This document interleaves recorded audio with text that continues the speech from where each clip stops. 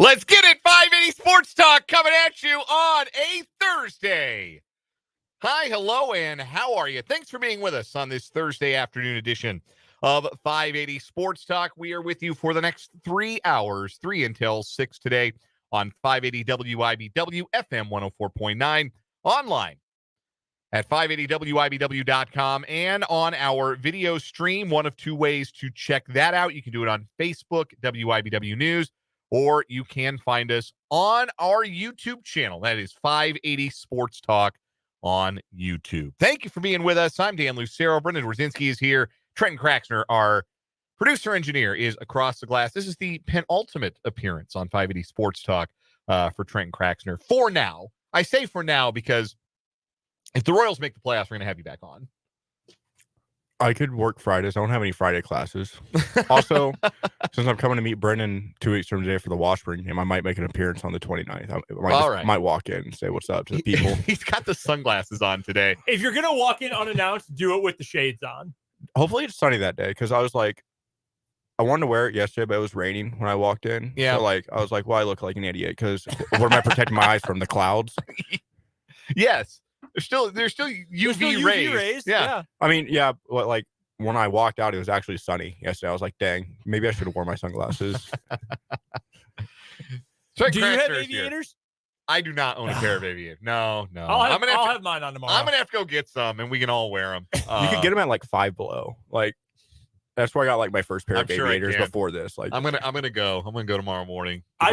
When I was in Chicago this past weekend, I forgot sunglasses. I knew I should bring them, and I completely forgot to get them.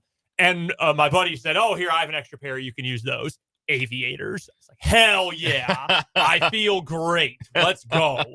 Look good, feel good." Damn right. You know that's right. We appreciate you being with us. We would love to have you interact with the program today. The Top City Metal Supply text line, 785-272-9429. You can text the program throughout on the Top City Metal Supplies text line.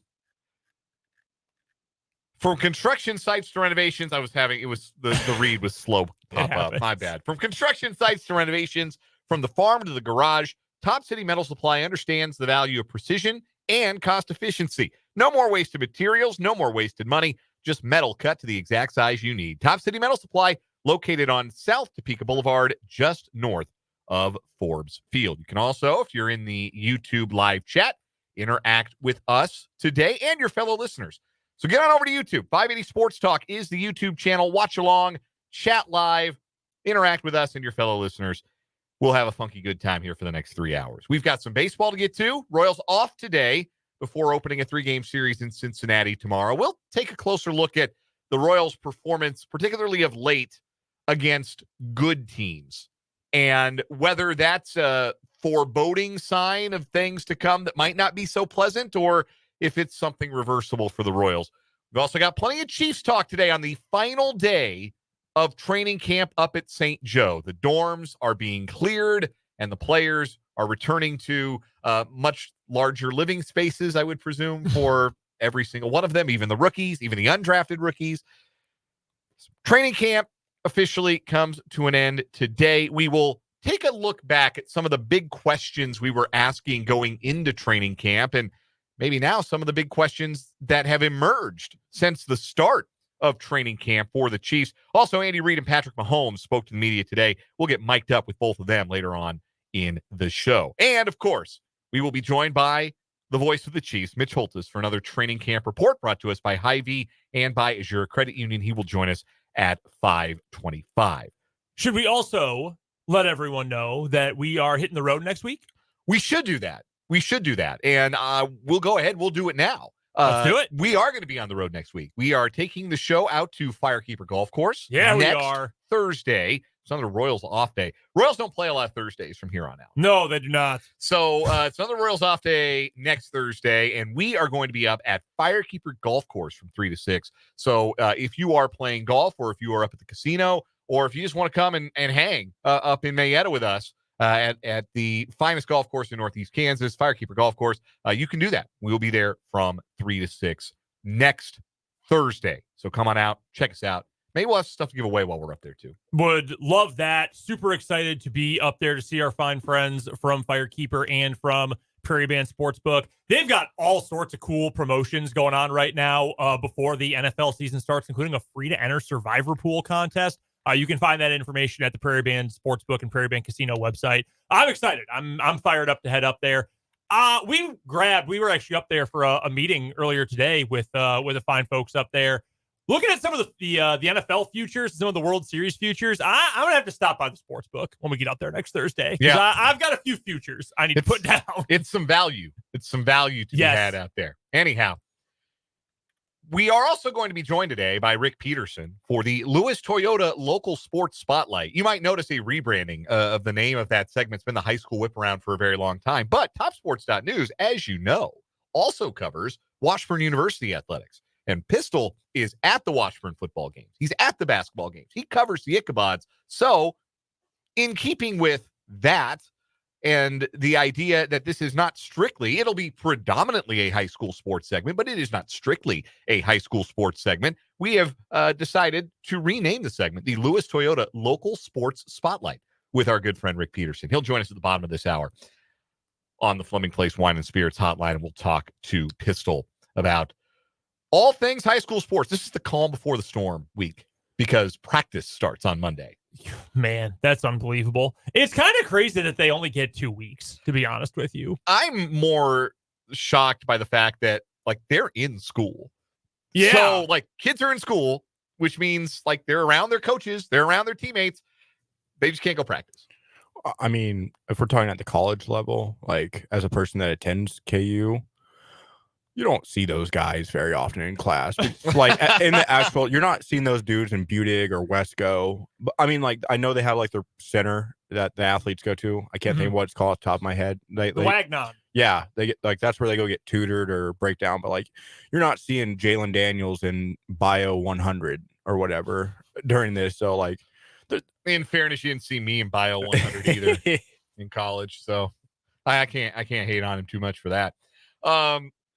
Local Sports Spotlight with Rick Peterson, sponsored by Lewis Toyota, coming up bottom of this hour. Plus all the other great things you've come to know and love from a Thursday edition of the show, a round of either or, over, under, 2 news stories on what is wrong with you, sports headlines at the top of the 5 o'clock hour. We're going to name that guy. One final round with the ringmaster, the quiz master, Trenton Craxner, later on today as well. So lots of great stuff. We're excited to have you aboard for this edition of 580 Sports Talk. Let's start, though, with the Royals. They are off today. They are coming off of a series loss to the Minnesota Twins, who are a game and a half ahead of the Royals for second place in the American League Central, and summarily a game and a half ahead of the Royals for the second wild card spot in the American League. Royals are 5 back of Baltimore, who for now trail New York by a game in the East. They are 2 games up, the Royals are, on Boston. Did you see the Red Sox implode last night? Oh, my God. Down to their final out, Wyatt Langford, but that and Air extended that inning too. Like they had a game-ending double play. Like that was like watching James MacArthur earlier this month, like or like Michael Maston. I feel like they just imploded. That was awesome to see somebody else do that. That was the dark side of not having your best reliever available because Kenley Jansen was down for Boston last night, and they went to Josh Winkowski for the save instead, and that didn't work out. He gave up a 3-run home run to Wyatt Langford with 2 out in the 9th, tied the game. Rangers get 2 in the 10th, and nothing doing in the bottom half for the Red Sox. That is a bad home loss for Boston against a Texas team that's all but out of it. And they are a team that might start to – it won't be long, and the first player to hit the waiver wire of any sort of prominence, and I don't know how prominent he really is, but he was the All-Star Game MVP last year. The Rockies waived Elias Diaz last night. And the idea behind waiving a player now is, well, you didn't trade him at the trade deadline. So if you waive them and somebody else picks them up, you get their salary off the books the rest of the season. Mm-hmm. And theoretically, if you were a team that is out of contention, you have a veteran you don't want to play anymore, you want to play some young guys, you might waive some veterans. It also might help you stay below the luxury tax if you don't have to pay a full season's worth of salary. Yep. And Texas has a lot of guys making a lot of money. Yes, that's what I was about to say. Evaldi, David Robertson. I think Kirby Yates, because they're $13.5 million over. Like, those are guys that could be on the waiver wire. And if the Royals aren't putting in claims for those guys, then what are they even doing right now? No, they would absolutely be well served to go out if any reliever of any prominence hits the waiver wire. Wasn't Kirby Yates an all-star? Yes, Kirby Yates was an all-star. His ERA is 1.02. That seems hard to believe, but you're not lying. No, yeah, he's been awesome. I do think there's going to start to be a little bit of movement. Teams like Texas and other teams that are further out of consideration. Like Elias Diaz is a catcher. The Royals don't need one of those. But last year, you might recall, this is what the Angels did. You remember the Angels decided, we're all in. So last year of Ohtani, we're going to go all in. And they made a bunch of trades at the trade deadline, and they immediately just started losing every game. And so they started putting everyone on waivers. They waived Lucas Giolito. They waived Randall Grichuk, I think. They just waived a bunch of guys. And they're basically, if you're first in the waiver line to make the claim, you get that player. And the Royals, by virtue of having the 1, 2, 3, 4, 5th best record in the American League, 5, 6, 7, 8, 9, 10th best record in baseball, they would have a chance to get in on a guy before teams like Minnesota and Cleveland in their division, and teams like Baltimore and New York, and teams in the National League like San Diego and Arizona and Milwaukee. So keep an eye on the waiver wire moving forward is one thing. If you're a Royals fan, keep an eye on those transactions, those irrevocable waivers that teams are going to start making use of for their own financial benefit and their own playing time benefit for maybe some younger guys. The Royals could snatch some guys up for the cost of essentially the rest of the contract. And a lot of times it's guys on expiring contracts anyhow. So you're only talking $1-2 million for like a month of David Robertson. Yes, you do that if you're John Sherman and JJ Piccolo. Yeah, early scoreboard watching. Andres Munoz gave a go-ahead 2-run home run in the bottom of the 8th to Javier Baez. Yeah, he did. And the Tigers swept the Mariners, which I'm sorry, Brendan, they're 59 and 63 now. I think you're still a little bit safe on your bet. But with that sweep, the Royals are now 3.5 ahead of Seattle in the wild card race. Yeah, bad week for Seattle. By the way, you could have given me lots of guesses. I would not have guessed what number home run that was this season for Javier Baez. That is his 6th. Oh, I was going to say 4th. Huge series at Camden Yards. 4-game set. Boston and Baltimore starts tonight. And the Rangers are home for Minnesota for your scoreboard watching tonight. We will be keeping an eye on that for sure. But we did want to get to performance for the Royals against the contenders, because the Royals are about to go through a stretch that is going to demand quite a bit of them, maybe even the defining stretch of the season. I don't count the games against Cincinnati, even though they're kind of in it. They're really not. They're not in the National League. Don't worry about Cincinnati. Then you've got 3 at home against the Angels, who stink. But then after that is when it gets extremely real. 3 games at Philadelphia, 4 games at Cleveland, including a Monday doubleheader right out of the gate on the road. So they fly from home to Cleveland Sunday to Monday, day-night doubleheader that Monday, part of a 4-game series. No off day, 4-game series Thursday to Sunday in Houston against a Astros team that's getting hot. Then back home, no off day, Monday, Tuesday, Wednesday series against Cleveland. That's 14 games in 13 days against 4 teams currently in a playoff position. Then you finally get a breather. What's next? 3 at home against Minnesota, 3 on the road against the Yankees. This stretch of 20 games is going to be defining for the Royals, and they're not there yet. So the first thing they got to do is what they've done a pretty good job of for the balance of this season is take care of business against the teams you're supposed to beat. The Royals have done a good job of that. They've got a Cincinnati team that's reeling and not in the wild card hunt in the National League. Then they got 3 games against the Angels, who are just a ghost ship, a dead team walking, and the Royals have already taken 3 out of 4 from the Angels this season. But when you look at the record for the Royals against playoff contenders, these are the teams that, and I'm going in alphabetical order here, you would consider to be in the hunt and how the Royals have performed against them. 1-2 against the Diamondbacks, 2-4 against the Orioles. So that was back in April rather. 2-4 against Boston, a crucial lost tiebreaker there for the Royals against the team closest to them in the wild card hunt. 4-2 against Cleveland. They've taken the measure of the Guardians to this point. 3-0 against Houston. They swept them all the way back in April when Houston was not playing as well as they are now. 1-2 against the Dodgers. 2-1 against Milwaukee, the Central Division leaders. 3-7 against Minnesota. That's another season series that the Royals cannot recover. They have already lost that one. And remember, there are no tiebreaker game 163s any longer. If you are tied with a team and they won the season series against you, they get the tiebreaker. That could very well be the difference for the Royals between making the playoffs and not making the playoffs. The fact that they have lost season series to Boston and to Minnesota. 1-3 against the Yankees, 1-2 against the Padres, 3-3 against Seattle, 3-3 against the Rays. Those are the teams that are real live playoff contenders.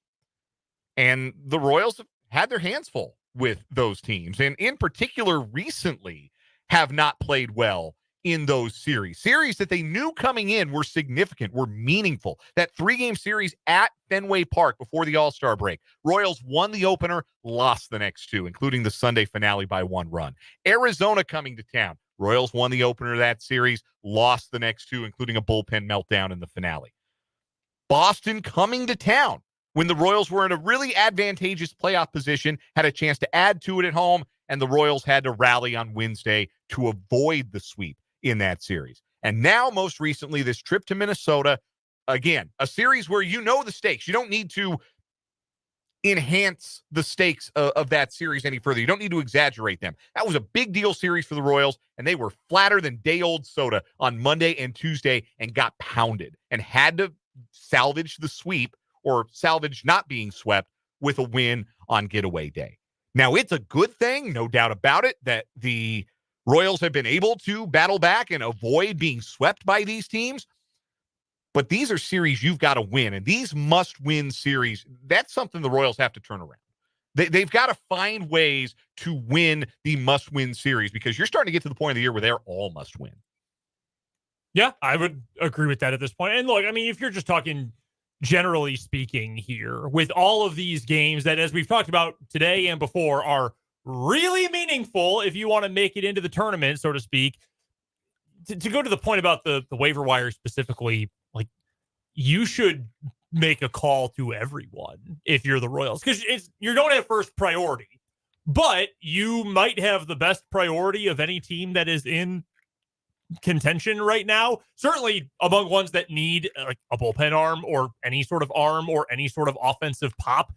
You might be the most desperate of any of those teams and the most willing to reach out to anyone. Like, if you could find someone right now who is 2% better than Angel Zerpa, would you do it? Yes, absolutely. Like that, of all the things we've talked about with the players, that, hey, this is a new situation for a lot of these guys. Maybe not for Salvi, maybe not for Renfroe, or Waka, but a lot of these guys, first time in these pressure-packed situations, you've got to learn to roll with the punches and come out stronger on the other side of it. We've talked about it with Matt Quattrero in these big moments. Same thing can be said for JJ Picollo, who has had a great year overall, I think. Renfroe, that's worked out. I think, even though he was terrible the first 2 months of the season, that has worked out. That has been a good middle to bottom half of the order bat who's had some power. That's been a win for you. I like the DeYoung move at the trade deadline. I love the Urseg move at the trade deadline. Up to this point, it's been good. But with a team that is now in position, your job as JJ Picollo is to give Matt Quattrero and your players the best opportunity to make it to the postseason. They might not.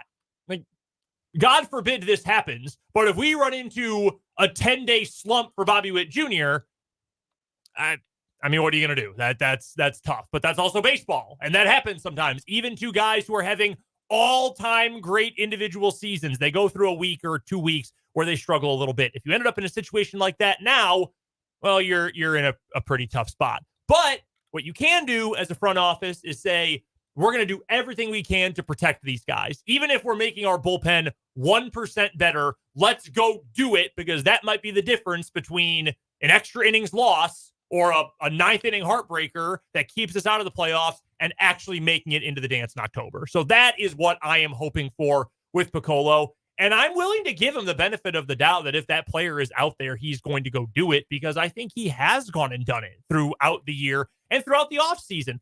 Let's not forget, This is a front office that in December, January, February, March spent top 5 money in all of free agency. We're talking a free agency that included guys who we're talking the Dodgers spending on Shohei Ohtani. Like, that's factored into this. And the Royals spent top 5 money this offseason. They've been willing to be aggressive, but you cannot stop now. You cannot just stop with the trade deadline. You've got to be scouring to try to find anybody who can help. Even if David Robertson right now is not what he was in 2016 or whatever he was. He's still pretty damn good. No, he is good. Striking out 13 guys per 9. But so maybe he's not a great example of it. And certainly Yates wouldn't be if he ended up hitting the waiver wire. But somebody who's marginally better than what you have. Better. Boom. Keyword. Go get that guy. Go find a way to make sure you can get that guy and give this team the best chance possible. Yeah. I just found that Dave Lesky put this out on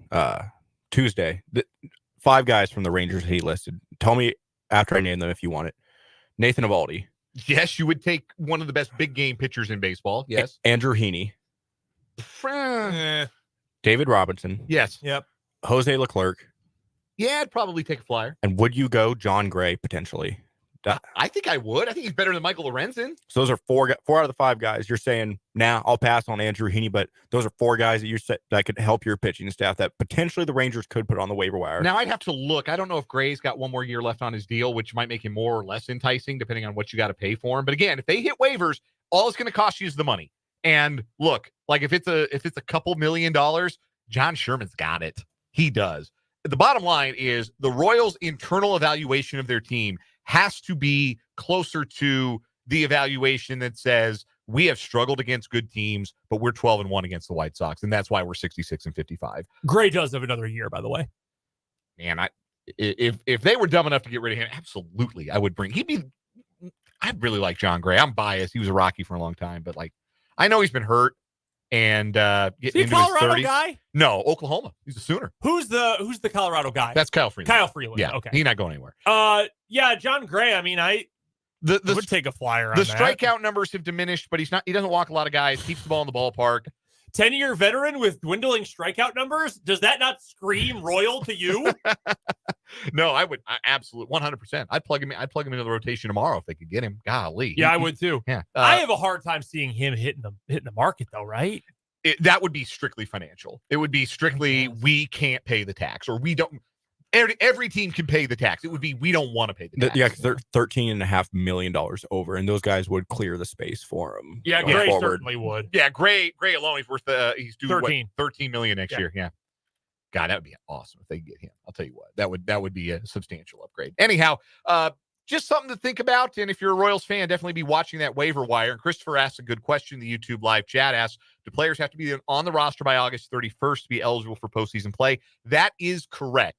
You would have to file for you'd have to petition the commissioner's office to add a player who was not on the 40-man roster or the 60-day injured list in your organization on August 31st to replace a player on your playoff roster who was injured. But yes, that's just a good straightforward rule of thumb. If he's on the roster by August 31st, he is eligible for your team for postseason play. Good question, Christopher, in the YouTube live chat. We appreciate you and the rest of the live chatters being in the room. We got Rick Peterson coming up a little bit later on for the local sports spotlight. But when we come back, ESPN's list of the top 100 college football players for 2024. Brendan's got beef. We'll talk about it next on 580 Sports Talk from the Kansas Drive to Zero studio.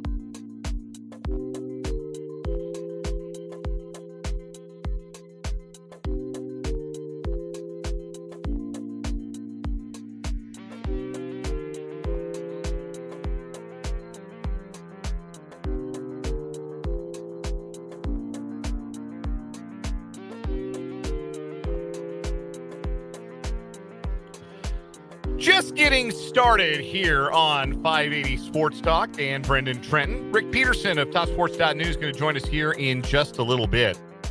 ESPN.com released their ranking of the top 100 college football players prior to this 2024 season. There are 3 players from KU or K-State on the list. Avery Johnson checks in at number 93, which is not bad for a quarterback who's only started 1 game in his career. For the record, it's 1 spot below Tennessee's Nico Iamaleava, who has only started 1 game in his career, and Miller Moss of USC, who has also only started 1 game in his career. I'm going to go ahead and tell you right now, I think Johnson's better than both those guys. Give me Johnson, then Moss, then Iamaleava. I think I would be right there with you. Although I think Iamaleava was the highest rated prospect. He was the number 1 quarterback in a class recently, I think so. He was a top 25 recruit in his whole class. That's for sure. Give me Avery and then Miller Moss. Kobe Bryant, number 77. He continues to get a lot of really nice recognition this preseason for the Jayhawks. Jalen Daniels checks in at number 40. Okay. 1 spot ahead of Jackson Dart. Like Jackson Fart. And that's it. That's the list. There's one notable omission. Brendan, would you like to tell us about him? Trenton, can you give me audio for my computer here? Because guys, I'm gonna have my Taylor Twellman moment here.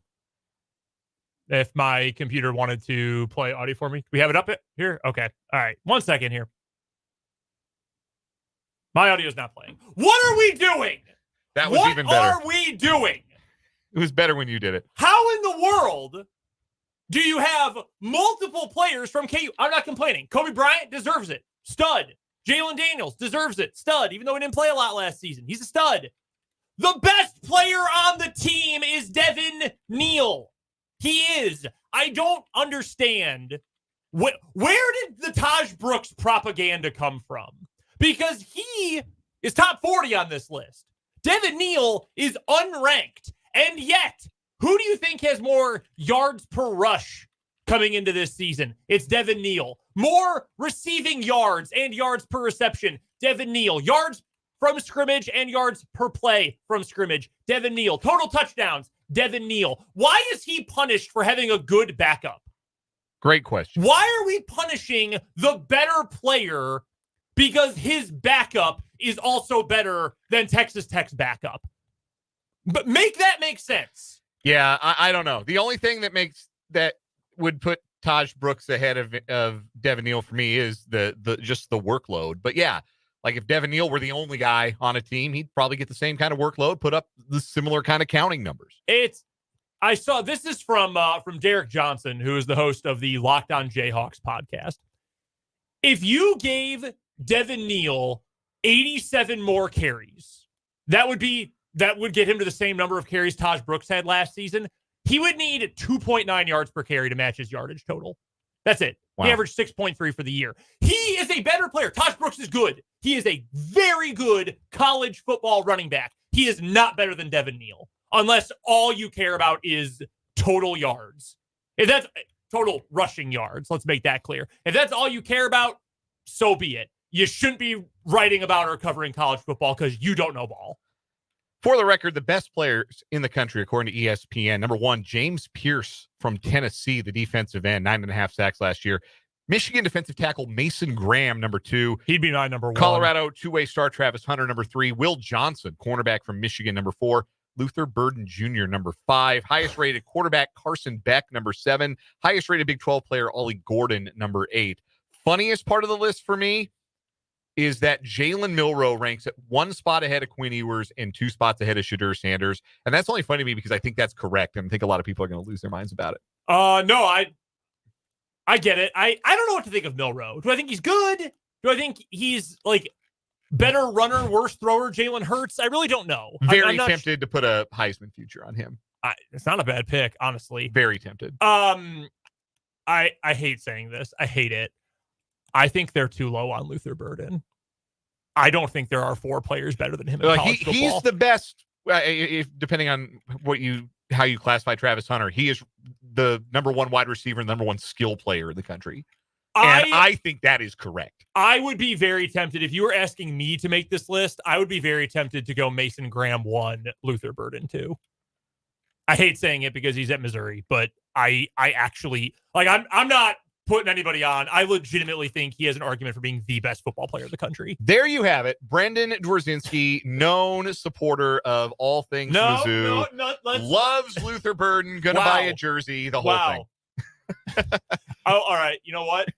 If Green Bay drafted, you've never gotten this much love in the YouTube comments, Brendan.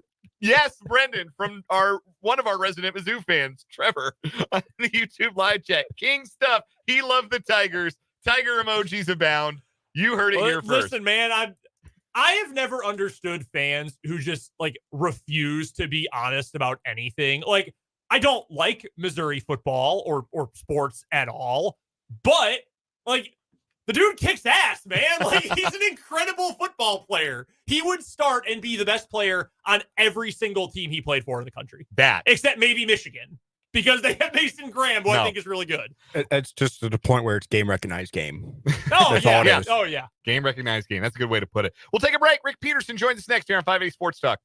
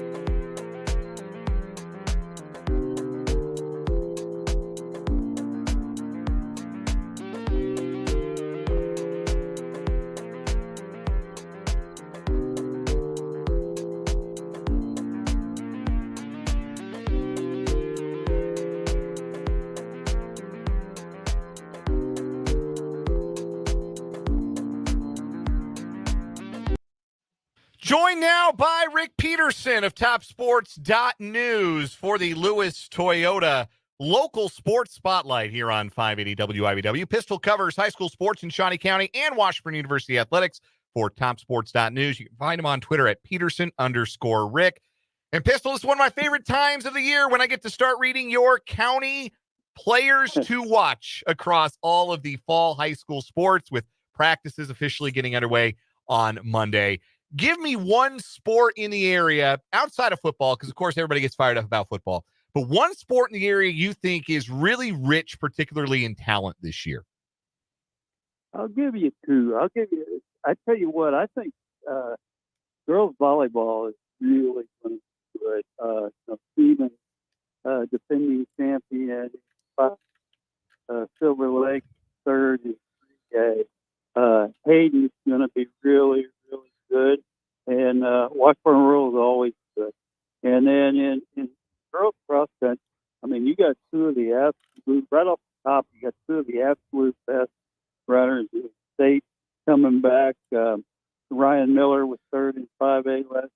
Peyton Mink was second in 6A. So those right away are really talent-heavy sports. I know we're going to get into football, of course, as we get closer and closer to football, but we've been starting to put together our Pigskin and Hoops football previews. And the one thing that I keep coming back to is I'm looking at the area schools, in particular Silver Lake and Rossville, the formation of the new league this year, the Big East, creating some really, really outstanding matchups, both in district play and also in non-district play that are going to be league games. What's your read on how that league is going to shake out this year? Obviously, you've got a defending state champion in Nemaha Central in that league. So Beth has been really good. Silver Lake and Rossville they're Silver Lake and Rossville. They're always tough. What's your read on the Mid East League or the Big East League now coming up this season in football? Well, I think it's going to be a great league, like you said, and I think it will really help. In the past, Rossville and Silver Lake would have some games where really good games, but then they'd have other games where kind of runaways.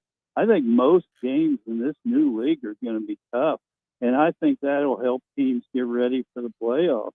The thing that really excites me right off the bat, very first Friday night, is Silver Lake Rossville, and that's exciting in its own right. Yeah, we have not fully unveiled the Lewis Toyota Game of the Week schedule, but we'll go ahead and reveal it right now. What the heck? Why not? Week 1, we will be at the War on 24 at C.J. Hamilton Field as Silver Lake takes on Rossville for that Week 1 contest. The best rivalry going. I would argue one of the best in the entire state of Kansas, and I don't think I'd get any pushback on that. We're talking to Rick Peterson of TopSports.News. It's our Lewis Toyota local sports spotlight here on 580 Sports Talk. Speaking of leagues and alignment, conference realignment here, there's been a lot of that with local schools in the last couple of years. A big shift, obviously, resulting in the formation of the Big East League. What about some of the leagues in bigger classes? Obviously, it seems as though the Topeka schools that have joined the United Kansas Conference and Highland Park over in the Meadowlark Conference are pleased with their affiliations. What about the Centennial League? Is there still a possibility that league may look to add some teams or enter a scheduling partnership maybe down the line? I think all those things should be on the table anyway. I know that in the past they've looked at like Washburn Rural, for example, kind of looked Kansas City way for a Sunflower League, and that didn't happen. I think they reached out to some schools, to try to get them to join the Centennial. I would like to see some kind of movement there. I just don't know how quickly it's going to happen. I mean, we have had like you said, we've had a lot of different leagues and a lot of realignment. And I think Centennial League will be looking to make that happen in the future. We're chatting with Rick Peterson, who covers all things local sports, high school, and Washburn for TopSports.News. You can also follow him on Twitter at Peterson_Rick. This is the Lewis Toyota local sports spotlight on 580 Sports Talk. And Pistol, if the Centennial League wanted to be, I hate talking about this like it's a college conference, but if they wanted to be aggressive about adding teams to the Centennial, to play the teams that are already in this group. Who do you think that the powers that be would talk to? I mean, the Salina schools, I don't know that they would want to make that travel as opposed to what they're doing on 135 right now, playing those Wichita area schools. Who do you think would make any sense, or is that still kind of up in the air who they could even reach out to? Well, forever, and of course it's just rumors and just, hearsay, but they've talked to the Salina schools, which of course, years ago, the Salina schools were in the I-70 league with the Topeka schools. And then they've also talked about forever, maybe Lawrence and Free State. But, unless a school is unhappy in the league that they're in, they're not going to be, really reaching out.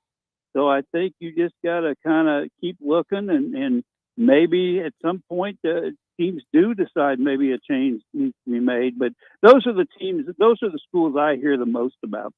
One other high school question I want to get to here, Pistol, and I had a one or two for Washburn as well, but I wanted to ask you a little bit about boys cross country in the city and county going into this year. As a former cross country runner myself, not a good one for what it's worth, but I always like to pay attention to who should I be looking forward to, who are some of the top contenders in the city this year. And you've got your preview up on TopSports.News right now. I feel like this is a very new look crop of standout runners. Not a ton of names that a lot of folks might remember from last cross-country season. Who are some of these newcomers who are going to really step out on the scene in boys cross-country? I think we're waiting to see. I think you were exactly right. When I was putting together that list, like I said, the girls' list was loaded. I mean, a whole bunch of names that we've probably heard of. The boys' list of the guys I put on that list, not a single returning state medalist. Wow. So what that means is it is kind of a new group. In the past we had the Tanner Newkirks and the Lenny Naroges and Jackson Escobels, but they've all moved on to college, and now I think we're waiting to see who that next state class runner or group of runners is going to be. Over on the Washburn side of things, Pistol, I know you've got a story up right now, also over at TopSports.News, about some Ichabod's volleyball, specifically about Jalen Stevenson, and looking forward to a huge year for her. You can go check that out right now, front page of TopSports.News. But what's your outlook for this Washburn volleyball season this year, Pistol? I mean, last year, 17-11, winning record in conference. Most programs would say, hey, that's a good year. But we know that Chris Herron's expectations are a lot higher than that. What's the outlook for this year's Ichabod's group on the volleyball court? Well, and Jalen had a little bit to say about that, and Chris had a lot more to say about that. I'll have that story in the next few days. But yeah, they were disappointed. I mean, they're not used 17-11. A lot of schools, like you said, would be happy with that. They were mad. I mean, they didn't like that. And this is a team that 3 years ago was in the national championship match and things like that. So I think they're really looking for bigger things this year. And I think Jalen Stevens is a great place to start, but then they got some really good newcomers coming in that Chris is really high on. I think they will be looking at least 20 wins at least, and then hopefully more. But I definitely think they're going to be looking for bigger things. One last one I've got for you here on Washburn, Pistol. Over on the football side of things, we are 2 weeks from the week 1 opening kickoff for the Ichabods against Emporia State down in Emporia, coming up on the 29th. Let's start with the defense. We'll get to the offense coming up next week, but defensively, what is success going to hinge on for Washburn football this year? If they're going to bounce back to where we know they want to be after a tough year last year, what do you think is going to be the biggest X factor on the defensive side of the ball? Well, that's a great question, because Craig Schurig and I talked many, many times during last season and already this season. And every time he'd bring up Georgia Tennessee, he thought that when Tennessee got hurt last year in the second game, he thought that just really hurt his defense. I don't know how many times Craig said that Tennessee's just the quarterback of that defense. So they get him back, and then I think all those other guys, they got a lot of experience last year when Washburn did have so many any injury, I think they're really going to take a step forward. I think and we'll talk both weeks about this, but I think up front, defensive line is where they really got to come through. And I think that's a key position for them. Rick Peterson covers all things local sports at TopSports.News and joins us every Thursday at this time for the Lewis Toyota Local Sports Spotlight. Check out TopSports.News, an indispensable daily read for Shawnee County sports fans. Pistol, always a pleasure. We'll talk to you next week. Look forward to it. That is Rick Peterson. We'll take a quick break, come back, and wrap up this 3 o'clock hour 580 Sports Talk.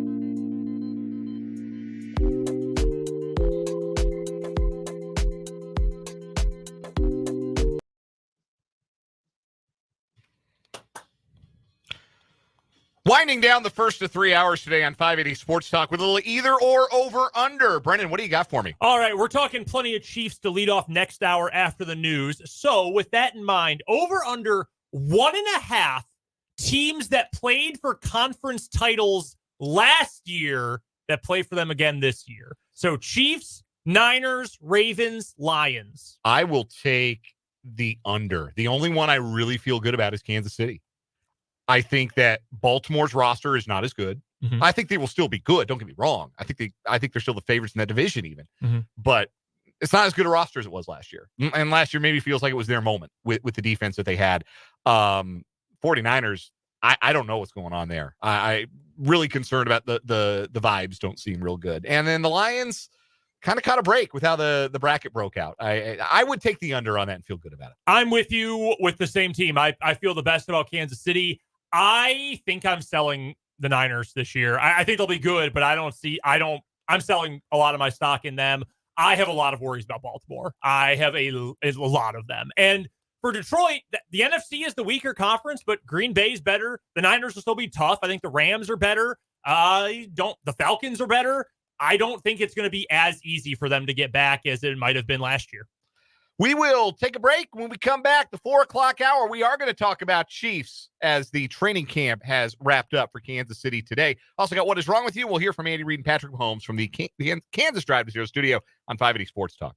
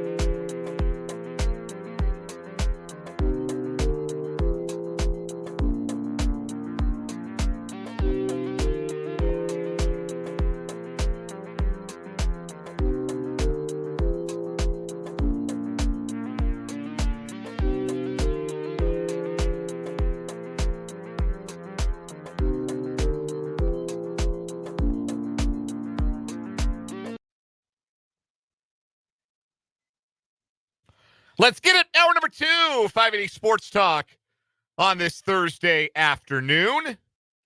Thanks for being with us. Hopefully, if you're in greater Topeka or surrounding area, hopefully you have power. Hopefully not too much damage from last night's thunderstorm, lightning storm. I know there were some downed trees. There were some power outages. Hopefully you all are safe and all right and no worse for the wear.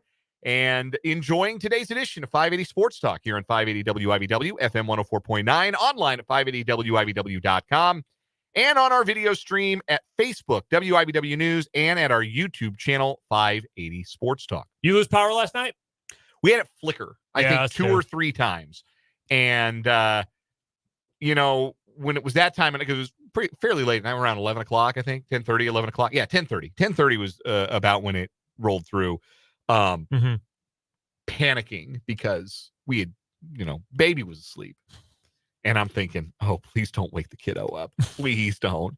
He slept through it like a champ, man. All right. He's a good sleeper. Knock on wood. He's been a good sleeper so far. So, he did not wake up. So far. No, that is phrase, I should say. Our old friend, Jake LeBon, has informed me that sleep regression is a real thing, and it is coming for me like a Mike Tyson uppercut, and there's nothing I can do about it. So I have that to look forward to here in a couple of months. When you're watching, if you're watching the video stream here in October, and if my eyes look bloodshot or closed, even if they are just closed at some point during the show, it will be because Asher has experienced sleep regression, and I'm going through it too. Because here's the thing about kids, they don't go through anything alone. No, that is true. Regressing like Seth Lugo. I hope not. I hope the sleep regression is a gentle regression, more of a Cole Reagan's regression than a Seth Lugo regression. Keep that spin right up, kid. That's Brendan Dworzinski. I'm Dan Lucero. Trenton Craxner, our producer-engineer, is across the glass. Coming up later on in today's show, we're going to hear from Andy Reid and Patrick Mahomes. Their full remarks after the final day of training camp at Missouri Western State University in St. Joseph, Missouri. Also have our 580 Sports Talk headlines. We'll talk to Mitch Holthus, voice of the Chiefs. He'll join us for a training camp report brought to us by Hy-Vee and by Azura Credit Union. We got plenty more fun coming up, too. We got What Is Wrong With You coming up here in a bit. We're going to play Name That Guy in the 5 o'clock hour. But first, it is, as I just mentioned, the final day of training camp for the Chiefs. They get to go back to their homes, much more roomy and comfortable than the dorms. I guess I shouldn't assume. Maybe they got really, really nice dorms at Missouri Western State. Maybe the Chiefs have helped pay for some really palatial residences that some lucky freshmen are going to be the beneficiaries of here in a week or so. It's not like the KU dorms are that great. I mean, they're okay, but there's no way Missouri Western, unless they got a big settlement with KU, or not KU, the Chiefs, where they paid them a bunch of money. Because KU has some nice, decent dorms, but what was your freshman dorm situation at KU? You both went there. I was in Naismith both my 2 years there. So I went to Naismith. I was in the same room with the same roommate. I lived in 2 different dorms between my freshman and sophomore years. Both have been demolished. Was one of them the Dirty O? Oh yeah, no. I lived in Oliver my first year. Oliver 432. Learned a lot about a lot of things that year. One night, I had a friend who lived across the hall from me. His name was Mike, and he came home with blood all over his shirt. He'd been next to a guy who got stabbed. And he just came. What a great story. Yeah, no, it was awesome. His girlfriend oh yeah, we had a lot of fun at the cave tonight. By the way, so a guy next to me got stabbed, and he was just covered in blood. It was wild. And then I lived for a semester at McCullum Hall, which where's that? It was on Daisy Hill. Is that the one that got blown up too? Yeah, that was also demolished. They imploded that one. Residents of that particular dorm called it McCompton. I was there the last year it was open. I was only there for a semester because then I went abroad. So I left at Christmas break. And they pretty much let students do whatever they wanted. There was graffiti all over. Stuff had just been broken in the lounge and lobby area. They just kind of left. Who cares? We're blowing this building up next spring anyway. Who cares? Or next fall anyway. So yeah, it was rough, man. I just went to the cheap one, so I was like, it's fine. This is not a knock on Naismith. It's just there's not a lot of room. And obviously when you're Kingsley Sumatia, sorry for the butcher, who outweighs me by, 130 pounds and 5 inches taller. It's got to be very uncomfortable. Yeah, it's cramped. It's one thing to have like two, like 5'8" freshman boys from like one's from Marysville and the other's from Parsons sharing a dorm room. It's quite another when it's like 650 pounds worth of NFL linemen sharing a dorm room. So I wonder if do they elevate the beds? Did you guys ever do that? Like, oh yeah, always. Yeah, I had the bed up over, like, like I had a little like study hut. Yeah. That was the move for sure. Yeah. Yeah. I would say the dorm days were great, but I'm gonna be honest with you. No, they weren't. No. You know what was great? Having less responsibility than I do as an adult, and like not paying a mortgage every month, and being able to literally walk to Taco Bell. Yeah. And coming home with my spring of my freshman year, every Monday night, I think for 5 months, I would walk to Taco Bell, pick up 3 Cholitos, and then walk back to my dorm and watch Monday Night Raw. Like, that was my entire life. It's all a man needs in his life. It's all a man needs in his life, by the way. Guys, I'm sorry to do this. I've just completely derailed potentially this segment. I have just seen some breaking news, some film news.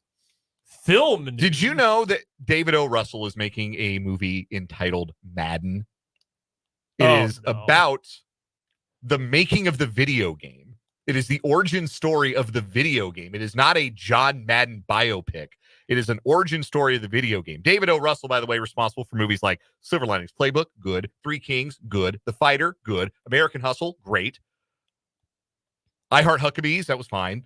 Yeah, accomplished director. He's doing a Madden movie. They've cast John Madden. You are not ready for this. I just saw it. Nicolas Cage. Nicolas Cage is going to play John Madden in a movie. Dude, how badly does he need money? Well, we know he'll take anything. He will take anything. Wow, man, that's awful. That's horrible. Is that worse casting than the guy they got to play Kurt Warner in American Underdog, who looks nothing like Kurt Warner? Oh, what Zachary Quinto? Yeah. Is that his name? Yeah. Hey, he's got a new show coming out on NBC. Or alternately, casting Kevin James as Sean Payton. That was the worst. Kevin James, though, looks more like Sean Payton than Nicolas Cage looks like John Madden. Yeah. That's going to be incredible. Oh my God. I will be there no matter what to see a movie where Nicolas Cage plays John Madden. I am so sorry. We were going to talk about the Chiefs. Let's do that now. I do need Nicolas Cage talking about how slants are cheese, like how to break the game, essentially. I do need that. 7-on-7. No, if we're going to make a video game, we're going to do it right. We're going to have 11 on the field. I have so much respect for John Madden for that, though. Yes. If you've never heard the story, I know they talk about it this came out, was talked about a lot after John Madden tragically passed away a couple years ago. And it was in the All Madden documentary as well. That they wanted to do kind of an arcade style game. And he told EA Sports, John Madden did, if you're putting my name on this game, we're doing it right. And it's going to be real football, 11 on 11, and it's going to be good. And I already respected him a ton. I have so much respect for John Madden for acting like that. No doubt. No doubt. The Chiefs. Probably pretty good in Madden. Yeah, they're going to be good on this year's Madden. I think it's out. I think this year's Madden is already out. I think it just came out. I think that it just came out.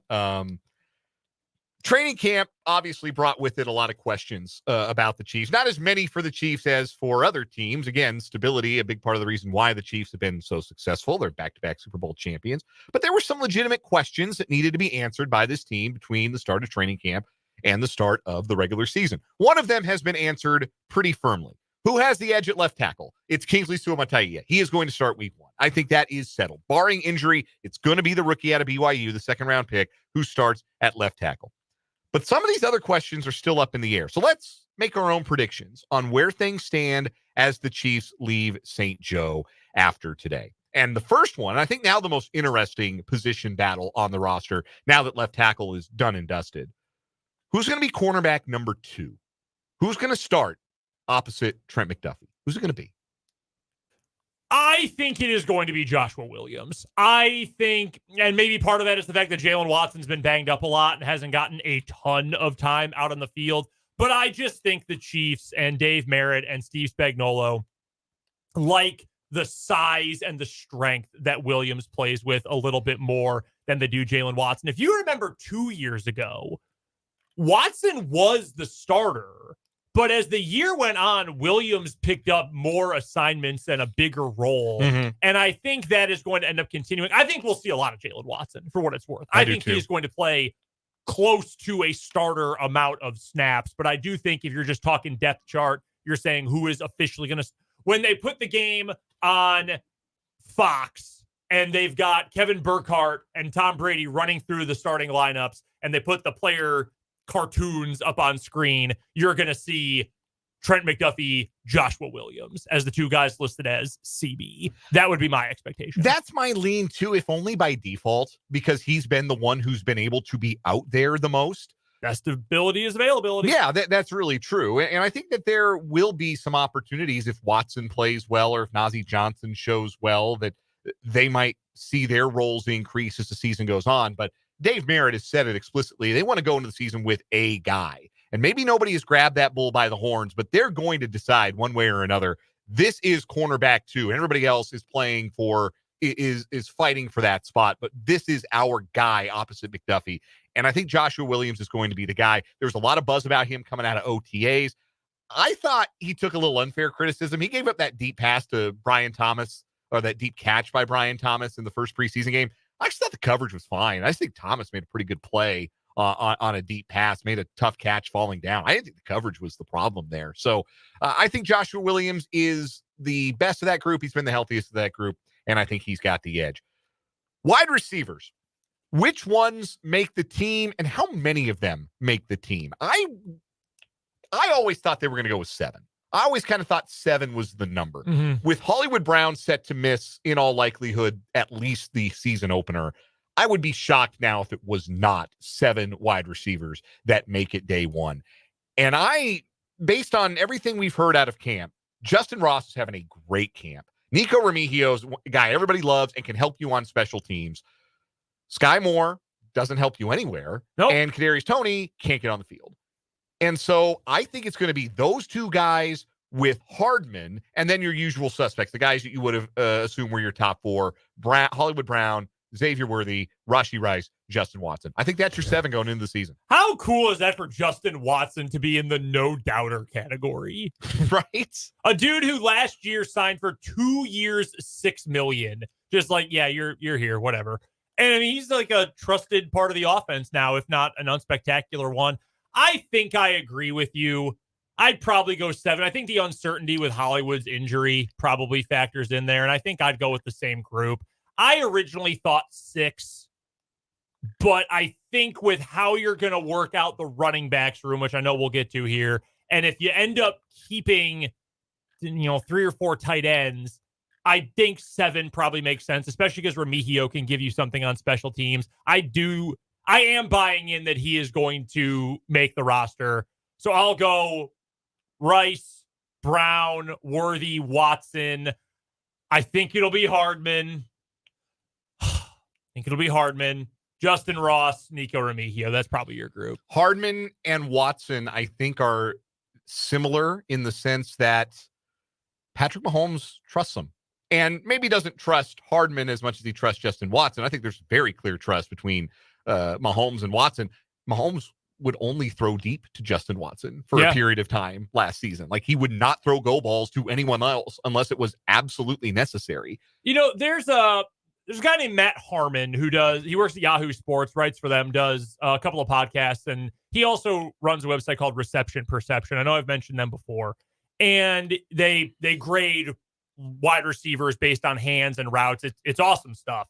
And he has been on a couple podcasts I've listened to recently where he's come up with the idea of the sacrificial X, which is just like a traditional bigger bodied X receiver on the line that isn't really doing cool stuff for you, is going to get some targets, but like isn't going to be in motion getting the easy touches, isn't going to be running a ton of true deep stuff, isn't going to be like a featured part of the offense, but is going to be in a featured role, if that makes sense. Sure. Justin Watson isn't really that kind of receiver. Like T. Higgins is an X. He's a big body, go win the ball kind of receiver. He's a true X. Watson's not that kind of guy, but I sort of see him in that role. Like, hey, Justin, when you're on the field, like, you're running goes and you're running posts. And sometimes it's going to be a clear out. Sometimes you're actually going to be part of the progression. But I sort of like him as just the deep ball guy. And that's sort of all he does. Like, Worthy is going to be a deep throw guy too. But based on what Matt Derrick told us, he thinks Worthy is going to be able to do a lot more than that as well. Yeah, that's what it sounds like. Like, there's a role for that. And if you're paying him $3 million to do that role, that's a steal. That's a really good deal if you're the Chiefs. So that's the offense, I think, right now. The most interesting offensive questions. A couple of interesting defensive questions as well. Number one, who's going to start next to Chris Jones at defensive tackle? I don't know if you realize this, but since Derek Nottie was drafted, he has started 86 of the 98 games that he has played, and he has only missed one game in 6 years as a Chief. In the regular season. In the regular season, yes. The only years that he did not start all the games he played were his rookie year, 2018, and then in 2021 when they had Melvin Ingram and he started some games. Michael Dana started some games, and Turk Wharton started a game. Yeah, Turk had a really good year that year. He did, yeah, and he got hurt late, and he missed all of 2022. But Derek Nottie has started 34 of 34 regular season games for the Chiefs in the last 2 seasons. And he's been hurt. He's been out of practice. When he gets healthy, is he still the guy? Or, as Nate Taylor kind of alluded to in his roster projection for The Athletic earlier this week, has Mike Pennel become sort of the first down option? Because it's important to note that starting defensive tackle means different things depending on who you're talking about. Like Chris Jones as starting defensive tackle, he's a 3-down guy. But there are some defensive tackles who are pass rush specialists, and there are some defensive tackles who are run game specialists. You put them in when you know it's short yardage and the run is coming. And there are others who have a little bit more well-rounded of a skill set. I would say that Wharton is closer to Nottie in that regard, the more well-rounded skill set of the group. But is Mike Pennel going to be the guy who gets some of those first down run game snaps early on this season? Again, he only played like 3 regular season games for the Chiefs last year. He's in his 30s. It's a position, though, where a lot of guys play really effectively well into their 30s, defensive tackle. You had convinced me that Pennel was not going to be a star. I like Pennel. I think Pennel might be the best of that secondary defensive tackle group, but he is older. He's been more of a spot guy. He's been kind of he's been a load management guy. Like, use him when needed in the regular season and then have him ready to go for the postseason, which has made sense and has been a very useful role for him during his time, his 2 different stints in Kansas City. So when Nate said that in his roster breakdown, I thought, oh, that is very intriguing. And I don't hate the idea because I really like the player. Nottie has been useful. Last year, I think, was his worst year, and maybe something was bothering him that eventually led to the big injury. I don't know. I like the role Nottie plays. I think his skill set complements Chris Jones really well because Jones is fine against the run. He makes his bread in the passing game. He is an elite interior pass rusher and a decent run stuffer in the middle. Derek Nottie is a space eater. He is a plugger. He's going to line up over a gap. He's going to swallow it whole, and he's going to swallow up 1 or 2 offensive linemen in the process to help open things up for Chris Jones, or if they bring a Menahu or Dana or Karlaftis into the middle on one of those TE stunts they like to run. So I like that skill set. The fact that Mitch told us yesterday that Turk Wharton's had a really good camp, I think, is interesting as well. I will lean with Derek Nottie. I think the Chiefs bank on him. I know he's been hurt. I think they bank on the guy they know, and they say, look, he's been around the block before. We know what we're getting out of him. That is who we're going to end up rolling with. By the way, 2018, rookie season for Derek Nottie. He was drafted in the 3rd round that year, 2nd round. The Chiefs were running a 3-4 at the time. They were going with the odd front. Bob Sutton was still defensive coordinator. Mm-hmm. Here are some of the names that were on that defensive line. Okay, not including the edge linebackers. Like D Ford was a linebacker technically for that team. Your linemen included 2nd-year Tano Passanio, Jarvis Jenkins, Breland Speaks, Xavier Williams. Remember talking about Xavier Williams on the show? Vaguely. Derek Nottie, Chris Jones. That group sucks. That group stinks. Wasn't what's his name, Alan Bailey, in that group? Yeah, Alan Bailey. Yeah, I remember was in Alan that group Bailey too. Yeah, who had one Don't diss my goat. Alan Bailey was so underrated. He actually probably was underrated. I think he in that 54-51 loss. I think he had a scoop and score. I believe you're correct about that. Yeah, he really underrated D-line player for the Chiefs from like 2016 to 2019, low key. Better than a few of those guys I mentioned. Yeah, come a long way. And Nadi has been a very solid presence ever since then. So I think the Chiefs go with the guy who's been in that role the most. A totally competent 2-down defensive tackle, Derek Nadi. And, it's nice to have those guys around. I agree. I think the fact that he started all those games is an indicator if that's where the Chiefs want to go if he's healthy. Here's the other question on defense. We know the bookends are going to be George Karlaftis and Mike Dana to start. Who's defensive end number 3 while they wait for Charles Omenihu to get healthy? Has Felix Anudike-Uzomah showed enough? I think that he has improved. Seth Kaiser, friend of the program, who does his the Chief of the North newsletter, has pointed out that the one thing that really hurt Felix last year as a rookie was he was so slow off the ball, like a really good athlete, but just really slow to react to the snap for whatever reason. As a rookie, he was really behind. The preseason game against the Jaguars, he was much better at getting off the ball. If you hear the phrase "get off," in reference to a defensive lineman, that's what it means. How quick are you reacting to the snap? There's been visible improvement there.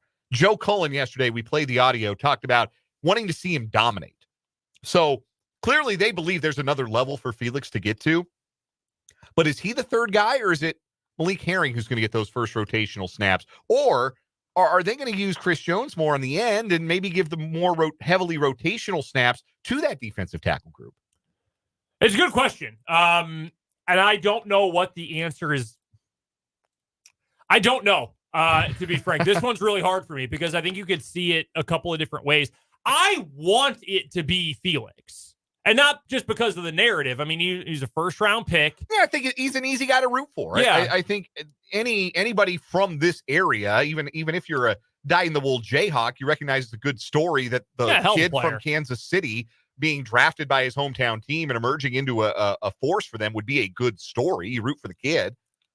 I am going to lean with Malik Herring. And I'm going to use past experience. One, we talked about it earlier in the week. The Chiefs have not put any sort of pressure on Anudike-Uzomah to actually get out and perform. Yes, we want to see him dominate. We want to see him pick things up, develop more. We have heard a lot of that, but there hasn't been any sort of yes, he's the future of this defense. We need him to win. There hasn't been anything like that. And last year, Felix played in all 17 games in the regular season. I don't have the postseason snap counts in front of me, but he played in every single game in the regular season last year. 20% of defensive snaps in the games he played. Malik Herring was only in 7 games last season. Played 36% of the snaps that he was in. 16 percentage points higher. I am going to use that to inform my decision. And I think if we're talking week 1, start of the season, I think it'll be Malik Herring. I'm pulling up the numbers for Felix, who early in the season had quite a bit of a snap load, but saw it really diminish. There were some games against Green Bay, he only played 2 snaps. Against the Raiders and the Bengals, weeks 15 and 16, he only played 4 snaps. He was inactive for the first 3 games of the postseason. Remember, he was only active because Charles Omenihu got hurt in the AFC Championship game. And he played 7 snaps, only 9% of snaps in the Super Bowl. Now, did he flash? He made a tackle for a loss. Yeah. There was something there. He made 2 tackles for a loss against the Chargers in the regular season finale, playing his most snaps of the season. But the production has to be there. Agreed. Like we said, we're all rooting for the kid, but there got to be something there this year from a guy you drafted in the first round. And if he's been passed by Malik Herring on the depth chart, that is not a good sign. That's worrisome. We'll take a break here on 580 Sports Talk. We got some more Chiefs coming up, including hearing from Andy Reid and Patrick Mahomes as they spoke at training camp earlier today for our Mic'd Up segment today. But first, 2 new stories on what is wrong with you after this timeout from the Kansas Drive to Zero studio here on 580 Sports Talk.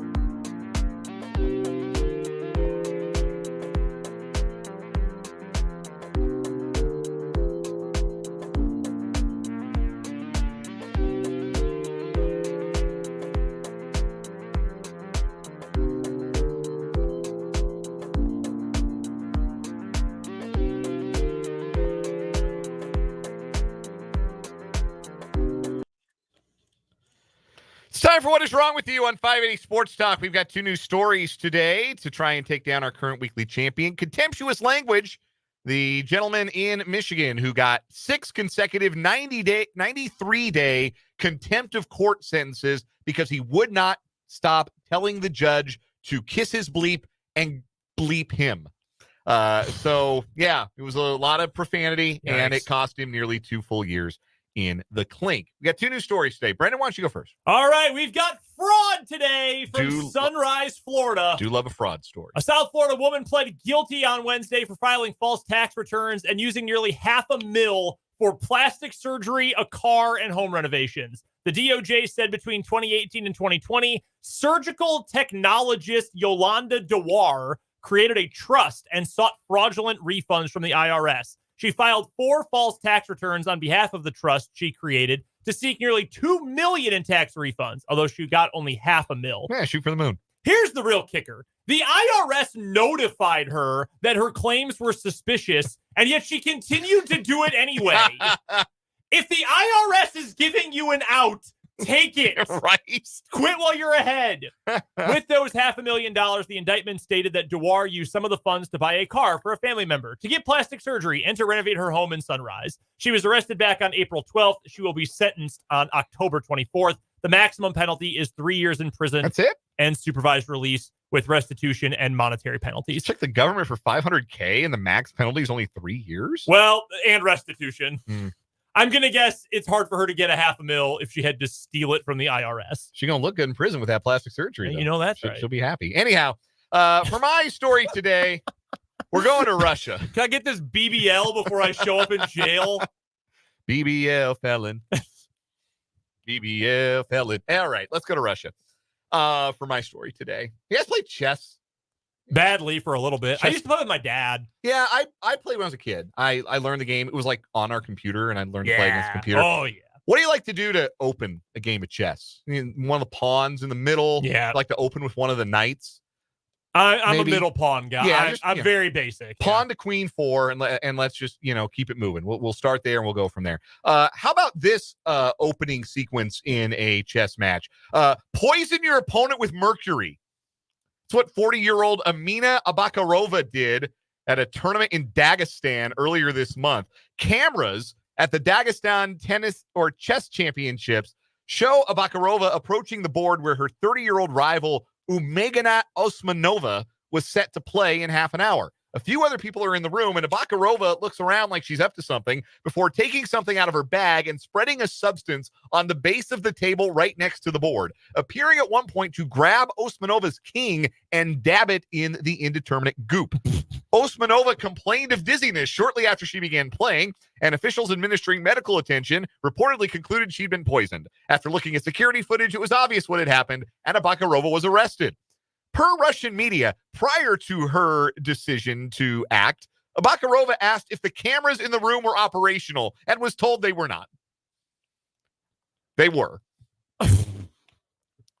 Abakarova reportedly said her plan was to knock her opponent out of the tournament by scaring her, not injuring her, which is sort of out of your control if your method is mercury poisoning. The alleged poisoner said she was motivated by personal hostility toward her younger rival who'd beaten her in the Dagestan Rapid Championship 1 week earlier. She faces up to 3 years in jail. So it's the same sentence. Tax fraud, mercury poisoning, same thing. Wow. Wow, this doesn't even feature restitution. Abakarova has also been suspended from competitive chess. You don't say. I would hope so. Yeah, this wins today. That's crazy, man. That's insane. Wow. Wow, I got beat by this chess player. I'm gonna study her moves. I'm gonna understand how to counter her best plays. I'm gonna be so sharp and on my game to be here. Or I could just poison her with mercury. Mercury poisoning. Where does one go get mercury? Like, is that just something you can? I mean, this is Russia. Yeah, I mean, who knows? This is why anyone who's like, oh, well, we need the facts before the Russians get in trouble for doping for the 400th time at the Olympics. No, it's happening. So, like, you just order mercury online from Lab Alley. You get some quadruple distilled mercury metal for $1,600. Wow. I don't know if the quadruple distilled means it's more or less poisonous. I'm going to vote this one to win today, and I'm going to vote this one to win the week. I am too. I think it's really, really funny. Holy cow. Yikes, man. The Mercury Gambit, as it's called by Vance in the YouTube live chat. That's her opening. Yeah. That's her opening. The Mercury Gambit. That is our new champion on What Is Wrong With You. We're going to take a break, come back, hear from Andy Reid and Patrick Mahomes after this on 580 Sports Talk.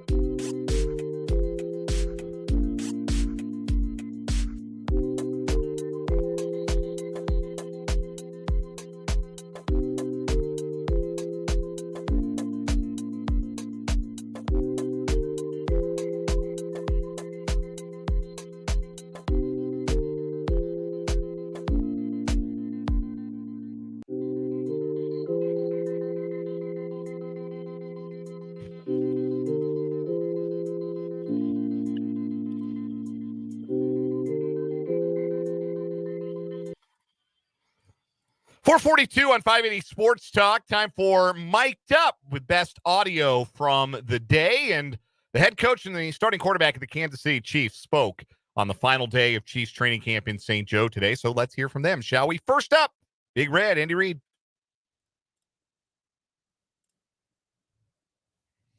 Let's try that again. Maybe. We might be having a technical issue with some of our audio. How about now? Anything? Missouri Western State University. We appreciate all their hospitality. What a great job they did in taking care of us, whether it was the people that were making our beds, to the people that were cooking the food, to the grounds crew that was taking care of the area here. And everybody was just first class and on the ball. We appreciate that. It makes it a lot easier when we're all pulling in the same direction. So it was a great thing. Anyways, with that, time's yours. Did you let Joe Tooney, you're trying to get him some stats? Yeah, I'm going to just kind of see on that. I'm not going to force it, see how he feels after today. But we'll let you know on that. What about Jalen Watson? Do you anticipate getting him in the game? I don't think Jalen will play. Yeah. Would you like to see Carson get a series, at least with the starters? In the first there's a chance. There's a chance we'll get him in there and just see how that goes. I'm going to just play it by ear, but he'll be ready to do that, yeah. How low would you like Xavier to be? Obviously, had a play design for it last time. Would you like to kind of get him jump-started? And Yeah, we're not going to force that, but I just want him to play. And You play in this thing, somewhere it'll come to you, but we're not forcing anything in there. No. Door open to maybe him returning a punt, or there's a chance, small chance. Staying in the dorms. Juwan Taylor's injury be any kind of long term? No, but he won't go this weekend. But I think he's going to be okay. Staying in the dorms, getting away from KC. What does that offer you? A lot of teams aren't doing that. Yeah, I was telling somebody that in this day and age, when everybody's on their cell phones and doing that, it kind of brings everybody together, and you can't help but talk to the person sitting next to you there. And I think that's a positive. You're staying in the same dorms, and I think it just develops a camaraderie, and I think that's a positive. Yeah. Final day of camp here today, maybe from day one to now, what's maybe this specific group, what's the biggest area of growth and how they kind of gelled as a team? Yeah, I think you've been able to see the growth. We've added a ton into the last few days and up here, and the guys have digested it, been able to spit it back, retain it. That's a positive. And then maybe most of all is getting yourself into football shape and kind of ramping up to your first game against the Ravens. So we still got a couple of weeks ahead of us here before all of that takes place, but we'll keep working at it. So we're not ready yet, and but we'll keep working and get ourselves sharpened up a little bit to play. But I appreciated the attitude the guys had. We caught a break with the weather. I mean, I think this is the first year that we didn't have a rain out where we had to go inside, and I think that's a positive. So, yeah. Last one, Adam. Andy, we haven't seen Clyde out here all week. How's he doing? He's doing good. He was actually feeling better, a little bit better last night, which is good. So we'll just keep an eye on him, and he's in good hands. So that was Andy Reid speaking at the conclusion of training camp today. Patrick Mahomes also had an opportunity to address the media today, or I guess the media had an opportunity to speak with Patrick Mahomes, if you want to look at it that way. Here's QB1. Injury, and I realize you have other guys out here, but what do you miss with? Yeah, no, obviously unfortunate. Pretty. I guess we're lucky that it wasn't as bad as it could have been. I know he's in good spirits. He's doing well. So just kind of getting him back going again, back moving around. Yeah, I mean, obviously we lose a little bit of that veteran type receiver in that room. I mean, we have other guys that can kind of replace a little bit, but to have that much talent, have a good understanding of what I want. But he's in the room. I think that's what's awesome. He's talking to those guys and everything like that. And so hopefully we're getting him back sooner rather than later. But we just got to keep pushing those young guys to keep getting better and better every day. Patrick, Matt Nagy said Justin Watson would have to step up a little bit more. How confident are you in your third year working together? Yeah, very confident. I mean, a guy that knows everything, can play all three positions, can block, can catch, can stretch the field deep, and can work a little bit underneath as well. And so that's the type of guys that are going to have to step up while he's out. I mean, like I said, we're lucky that it doesn't seem like it's going to be too long. And so J-Watt will come in and fill that role, and right when Hollywood gets back, we'll throw him right back in there, and he'll be ready to go. First, or some standouts, or what position group were some standouts for you? Yeah, I mean, I thought it was a competitive camp. I think that was the best thing. I mean, more than just standouts, I thought every day you just didn't know if the offense or the defense was going to win. That's when it's a great camp, is that you want to compete. There's days where defense gets after us. There's days that I feel like we had the advantage. And so I think that was the most positive thing I took from camp. And obviously players had days and stuff like that. But I think just the competitive nature of camp was the best part about it.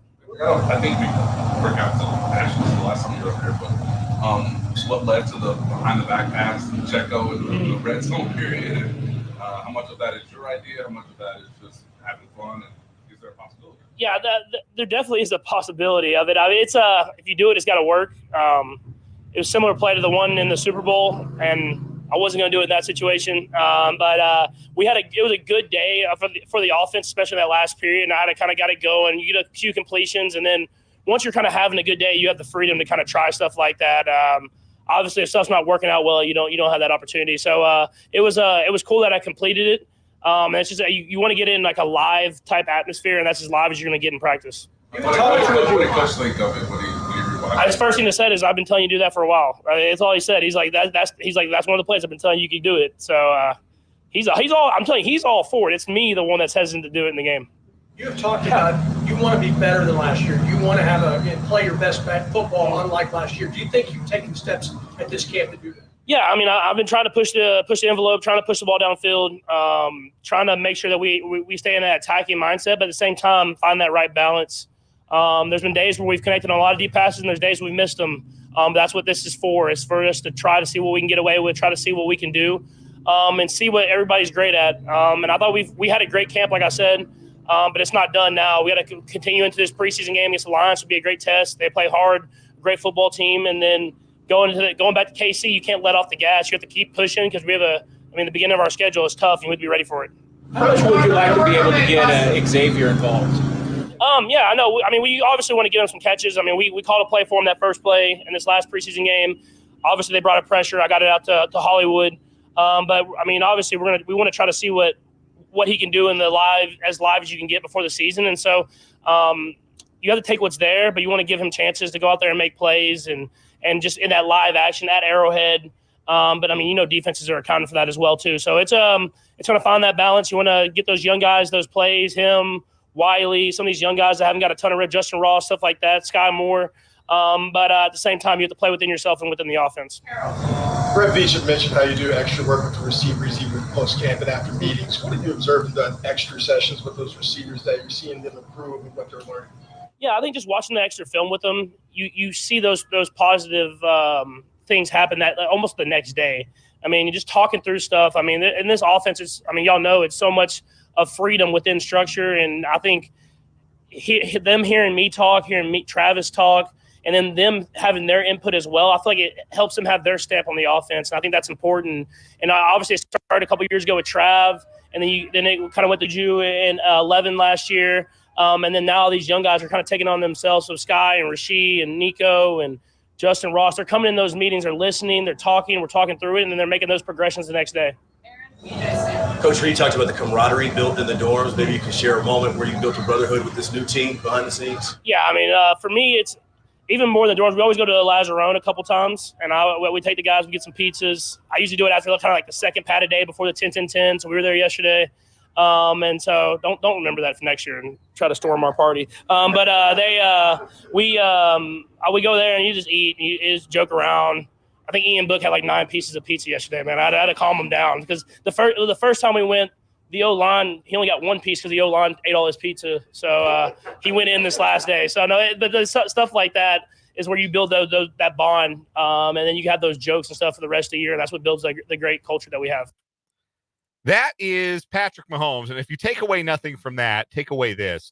Ian Book can put down some pizza. Let it be known. 9 slices.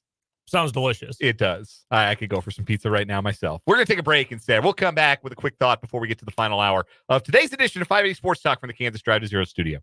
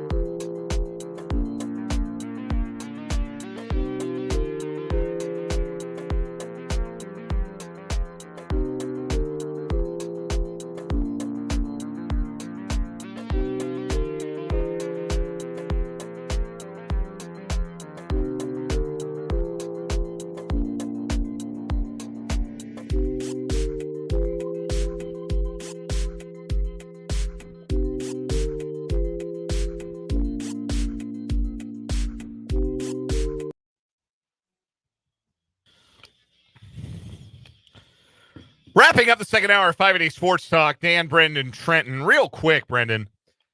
We had Mitch Holthus on yesterday. We've had him on every day throughout training camp. We're going to have him on in about 30 minutes here. 5:25, he'll join us for another training camp report today. Mm-hmm. Yesterday, we talked about Mike Dana, and Mitch said he's the most underrated Kansas City Chief. Do you think he's right? And if you disagree, who do you think is the most underrated Chief? So I did think Mitch was onto something. And then today I was listening to a podcast. It was the Athletic Football Show. They were predicting the top 10 defenses in the NFL this year. They both hosts picked the Chiefs fourth, and both went on long tangents about how much they love Mike Dana. Like, we think he is tough as hell. He is nasty, good motor, good pass rusher, all that. This one's going to sound weird. Rashee Rice.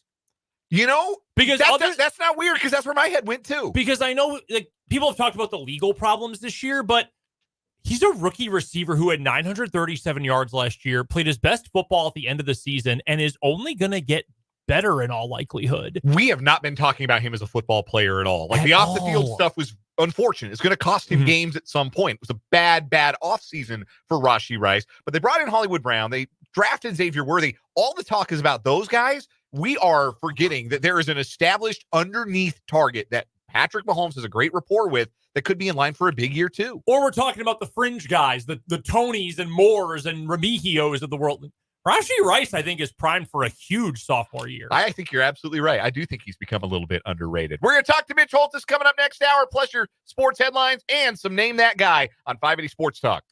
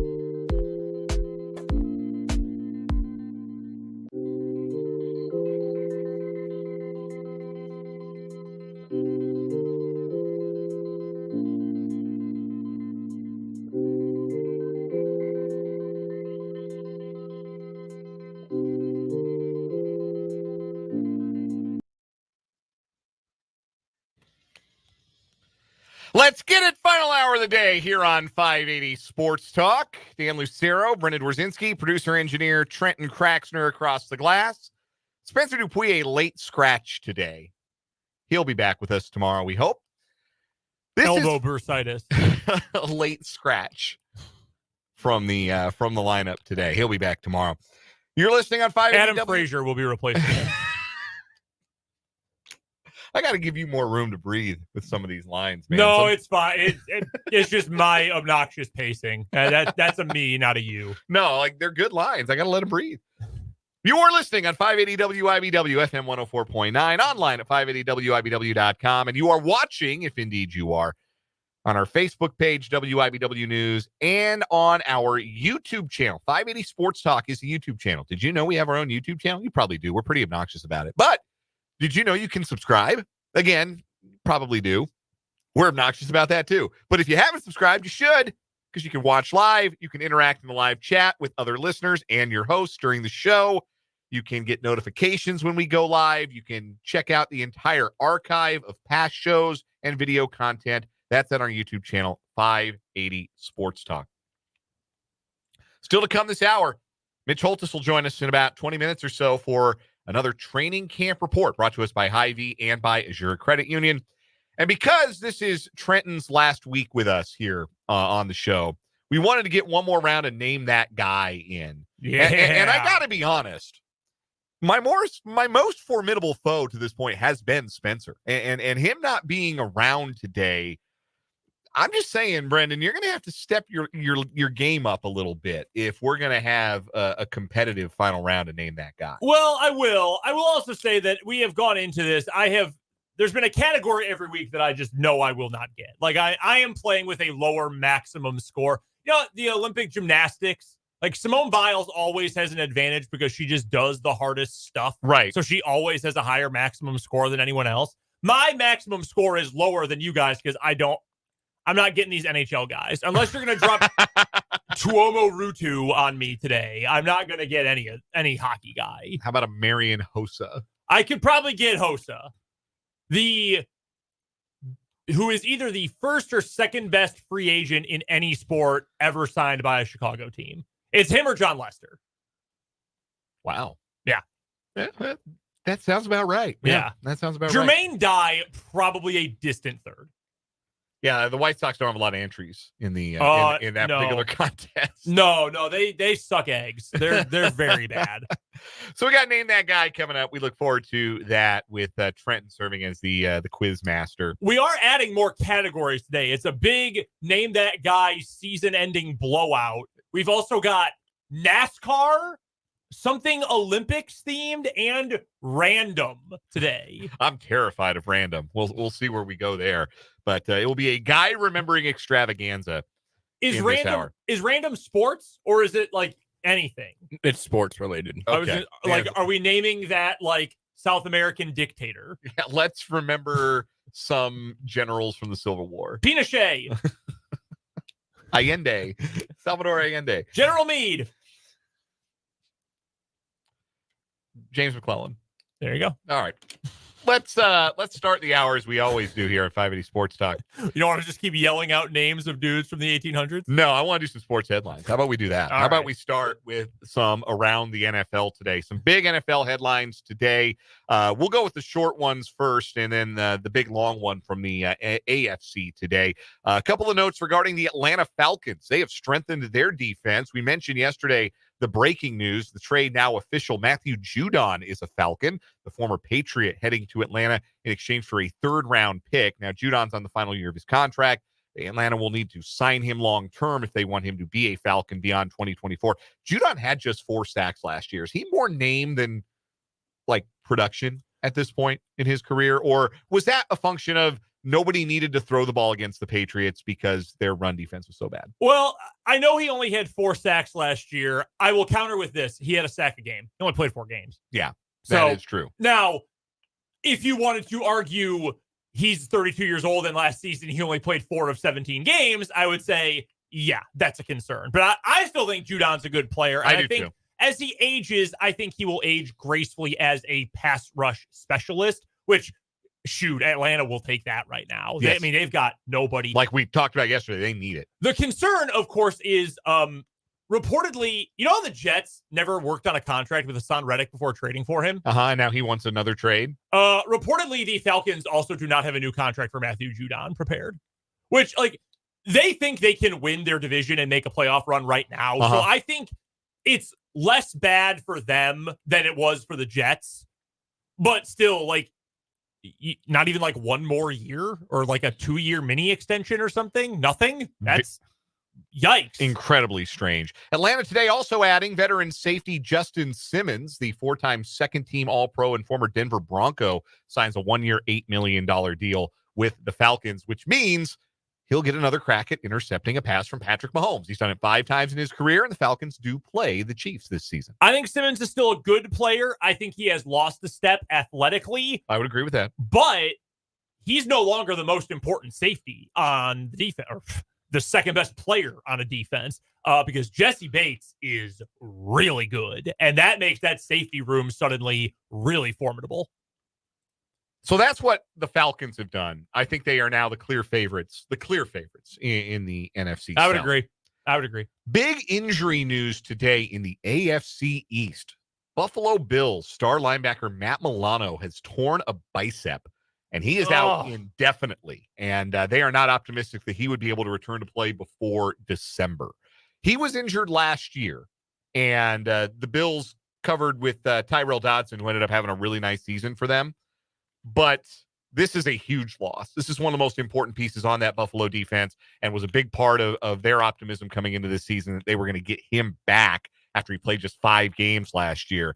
But Milano, torn bicep and out for the bulk of this 2024 campaign. That is a brutal blow for a really good player who, remember, 2022 was a first-team All-Pro. Yeah, he's a really good player, probably the best player remaining on that defense for Buffalo. Greg Rousseau is really good, too. And so is Ed Oliver, but Milano is right there with them. And without him, Tyrell Dodson is gone. I believe he is a Seahawk. Seahawks. I knew it was the team in the West. I thought either Rams or Seahawks. He's a good player. I like him quite a bit.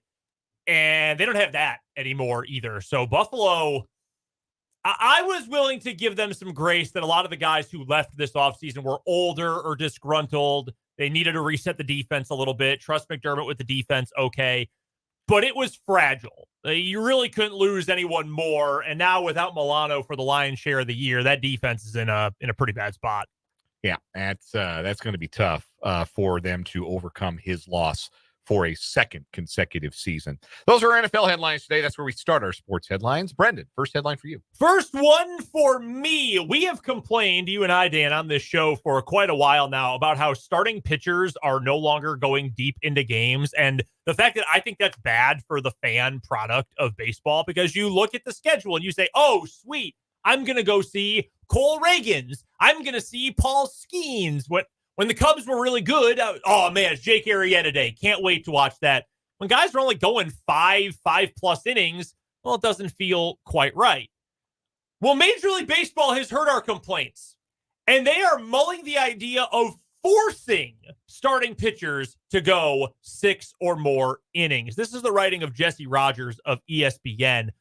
He wrote today talking about last year, the extreme rules changes in Major League Baseball, the shift rule, and obviously the pickoff rule, the pitch clock, as well as enlarging the bases to try to increase stealing. Rogers goes on to say, along with all that last year, the league is already identifying its next set of goals aimed at improving the product on the field. The commissioner's office wants starting pitchers to spend more time on the mound, pitching deeper into games, and less time in the operating room undergoing surgery on their arms. Baseball also wants more balance in a sport that has revolved around strikeouts in recent seasons. Okay, in theory, I sort of understand at least some of those things. The league has discussed a limit to the size of pitching staffs and the double hook DH. There is some belief around the game, however, that one idea could be a panacea, requiring starting pitchers to go at least 6 innings every time they take the mound. Now, there would be some exceptions to this. That would include if a player gets injured. However, if you pull a player due to injury, you would have to put them on the injured list to avoid manipulating this rule. if you go over 100 pitches in under 6 innings, you could be pulled, or if you gave up more than 4 earned runs, which, frankly, a lot of pitchers get pulled before 6 innings anyway because they gave up 4 or more earned runs. Yes. That's one of the major reasons why guys get pulled so early. Seth Lugo was quoted in this story from Jesse Rogers when asked about the idea of being forced to go 6 innings. And he said, quote, "I do that anyway. We all want to go at least 6. And generally speaking, that's true for Seth Lugo. I know I sound hypocritical now saying this because I do want starters to go deeper into games. I want that to be part of the strategy of baseball, that you want workhorses as your starters. I miss those guys. I miss when every team, most teams, had a Max Scherzer or had a Clayton Kershaw or had a Zach Greinke, who that was the guy that you made. It was appointment television, and you also knew that they were going to go deep in the game and have an impact on the game instead of being 5 and fly. And I don't know that I need old Hoss Radburn out here throwing a complete game every time, although that would be sick. But 6 or 7 innings should be the norm, not an impressive feat of, Iron Man strength. But here's my problem with this. Dan, is this going to change the way pitchers approach the game from Little League to showcase ball to high school to college to the pros? No, because the need to get guys out doesn't change. Exactly. And the best way to get guys out doesn't change. And the best way to get guys out is to throw the bejesus out of the ball and spin the bejesus out of the ball. We had a conversation on the show maybe a couple months ago now about it was actually at the start of the season, because there was so much talk about the Tommy John epidemic. Mm-hmm. And what are we going to do to combat that? Well, that's not something that Major League Baseball itself can do. That's going to start at the lower levels. So if you've got all these guys who are told, they are programmed to throw as hard and with as much spin as you possibly can every single time, and then you're telling them, hey, you have to go 6 innings, you're going to make it worse. This is only going to make things, I think, more difficult and stress the elbows more of some of these pitchers. I think you can accomplish the goal of workhorse starting pitchers returning without forcing guys into this role. This, to me, seems like a disaster waiting to happen, even though I have some respect for the initial intent of the plan. Yeah, I get the thought process of, we want to bring back the starting pitcher on the marquee. We want to increase the importance of the starting pitcher. But yeah, you're not solving a problem by forcing starters to go 6 innings. That doesn't solve the problem. Mm-hmm. The problem is these guys keep getting hurt. And the reason they keep getting hurt is because the best way to get guys out is to throw hard and rip it. And that is going to lead to injury because the human arm is not built for that. So it's going to take not just an artificial rule put in place by Major League Baseball, even if there's a ramp up to the rule that might be like a 3-year warning or whatever is suggested in the article. No, it's going to have to be systemic. It's going to have to start in youth baseball, like a de-emphasis of spin and a de-emphasis of velocity. And look, that might work in town ball. That might work in Little League. That might work in Legion ball, a de-emphasis on velocity. But when you're facing the best hitters in the world, you better throw it by them. You better make them swing and miss. Otherwise, the best hitters in the world are going to do some damage. So I don't see this as being a very good idea. I think it's sort of well-intentioned, but I don't agree that it's a very good idea. Let's get some more quick headlines in our 5A Sports Talk headlines. Sources reporting that the United States men's national soccer team has a new manager. 52-year-old Mauricio Pochettino has reportedly agreed to lead the USMNT into the 2026 World Cup. Spent the last season with Chelsea in the Premier League, has also previously managed Tottenham in the Premier League and Paris Saint-Germain in the French Ligue 1, I believe. Ligue 1 is what it is called. The interesting note from this ESPN article is that if Pochettino does indeed take the reins, he would be installed in time for his first match to be in KCK at Children's Mercy Park when the United States takes on Canada in a friendly on September 7th. It's not official. You don't have the picture of Pochettino holding the scarf for the jersey yet, but ESPN has sources who are reporting that Pochettino has agreed to take the job. Quick aside, as somewhat of a soccer guy, that is as good as they could have done given their circumstances. My only thing to add to this story is that his name is Mauricio and he has a son named Maurizio. He's Argentinian. Yes. That's all I got. Right. I hope it works out. You got one more headline?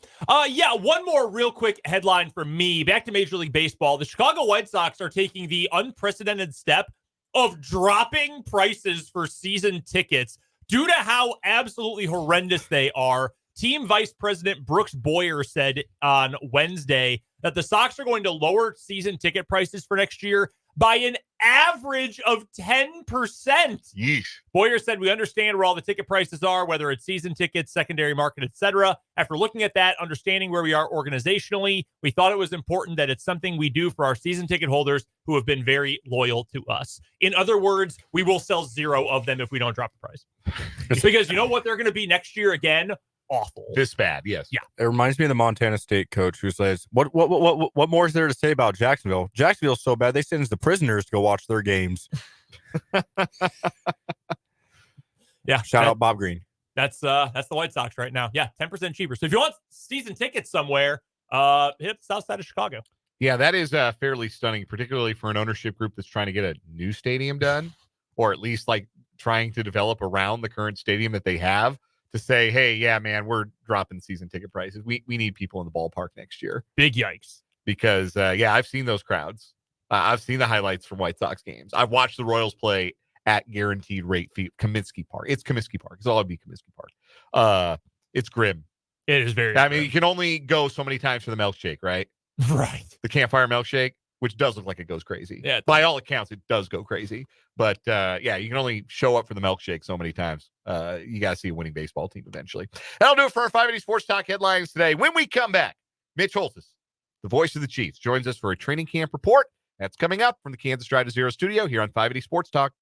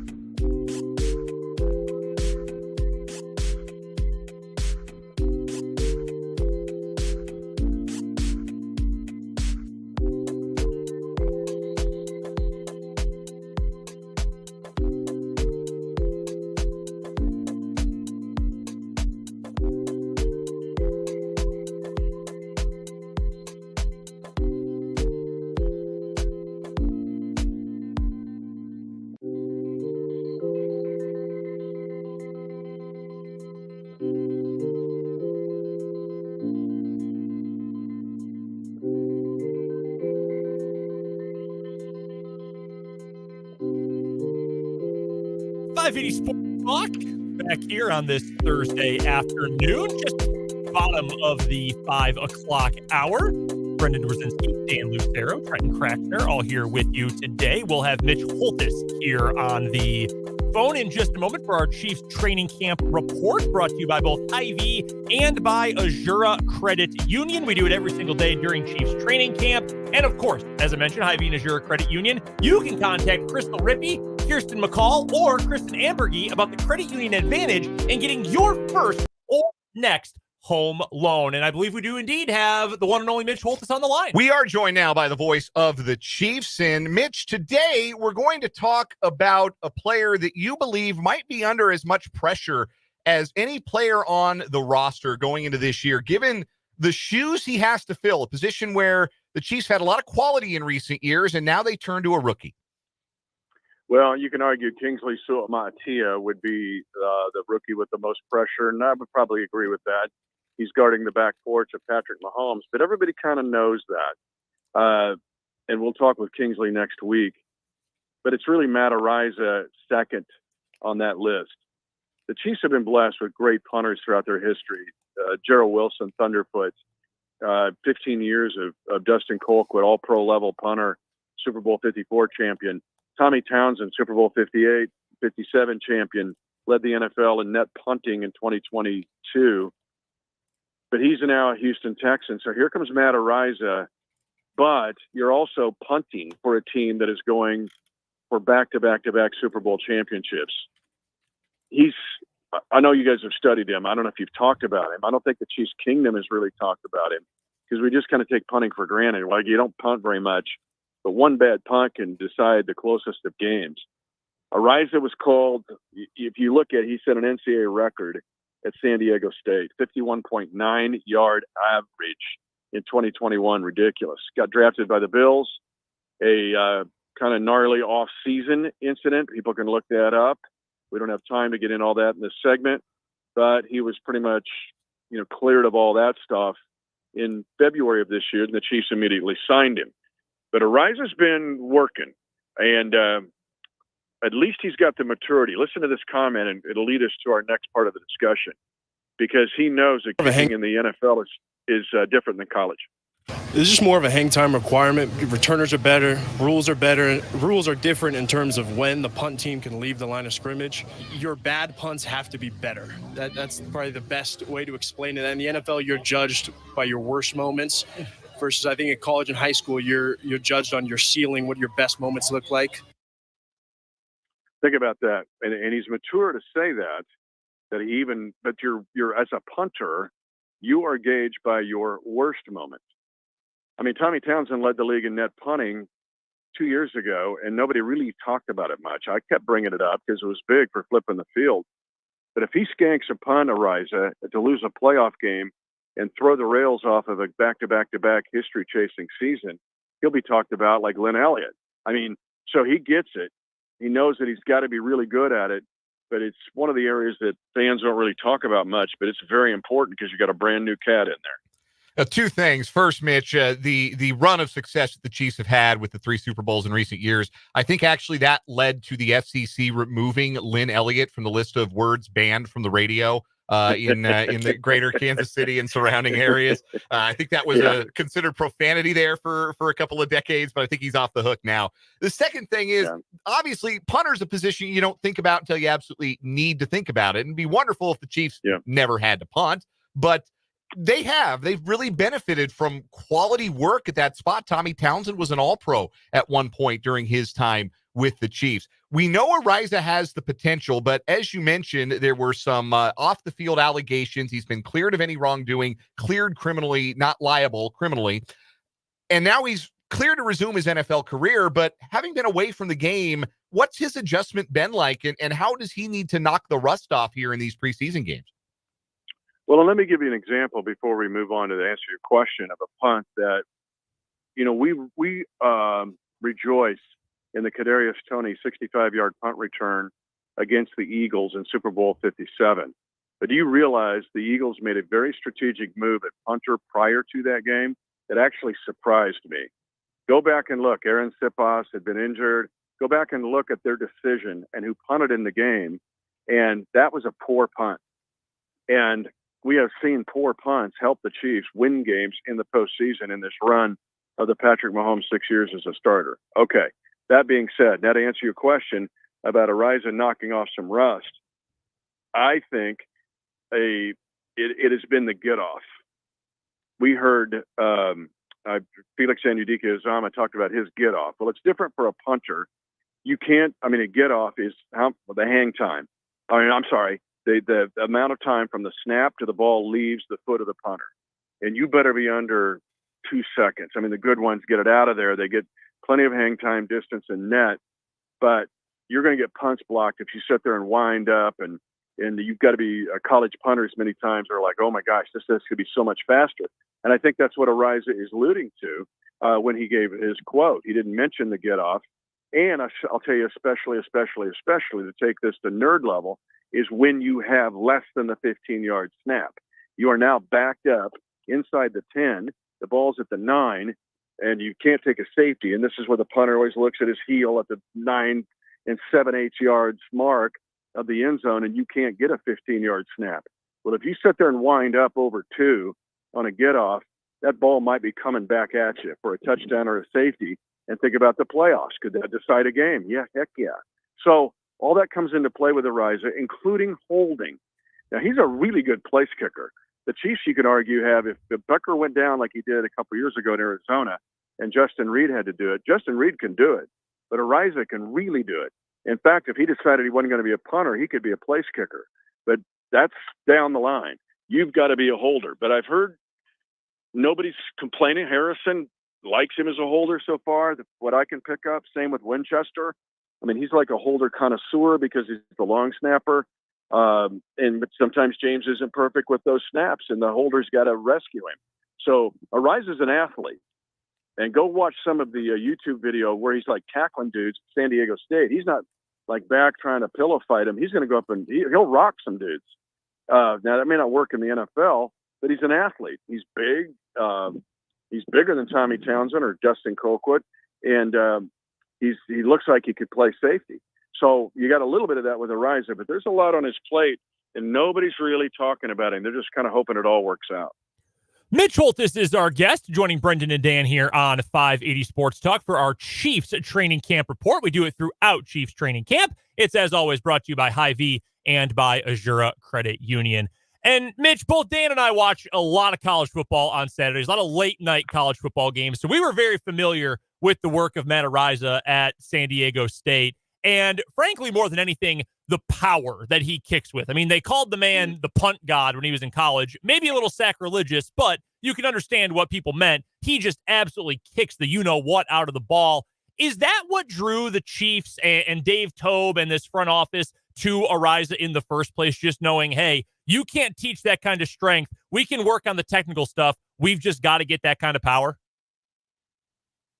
That and the fact that you've got to decide who. We talked about Mike Dana last night. They decided to bring him back. That's going to be some cost. Mm-hmm. Chris Jones was really expensive. That all enters into this. So when you do that, you're not going to re-sign Tommy Townsend. He's going to be a free agent. You're like, go in peace. We can't give you, if you want $3.5 million, we can't do it. Can't pull that off because we're going to use that $3.5 million someplace else. Enter Ariza. And the fact that they were able to get him in February. They signed him in February after he was cleared of not only the criminal charges, but the civil case was dropped. In fact, I think he's filed a civil case against the attorney of the original plaintiff. It's nasty. You can read it. It's not a really fun read, but his career got taken off the track, but now he's back and trying to, cook away with it. So, but he's got a shot. The Chiefs saying, we think we got something here, and we're moving on from Tommy Townsend because we need that money. We were going to pay Tommy. Dave Toub has obviously been considered one of the best special teams coordinators in the NFL for a very long time. He's had a lot of really good punters in his career. We talked about the guys he's had with the Chiefs. I hope that it's going to be Ariza. We know about Townsend. We know about Dustin Colquitt. When he was in Chicago, Brad Maynard was there for years, and Brad Maynard was a really dang good punter as well. So obviously that's been a strength for the groups under Dave Toub. What would you point to, Mitch, though, as maybe his best strength as a coordinator? Is it the X's and O's stuff, the teaching? Is it the leadership? Is there anything in particular you can point to that's why Dave Toub is considered the best of the best at what he does? Talent evaluation.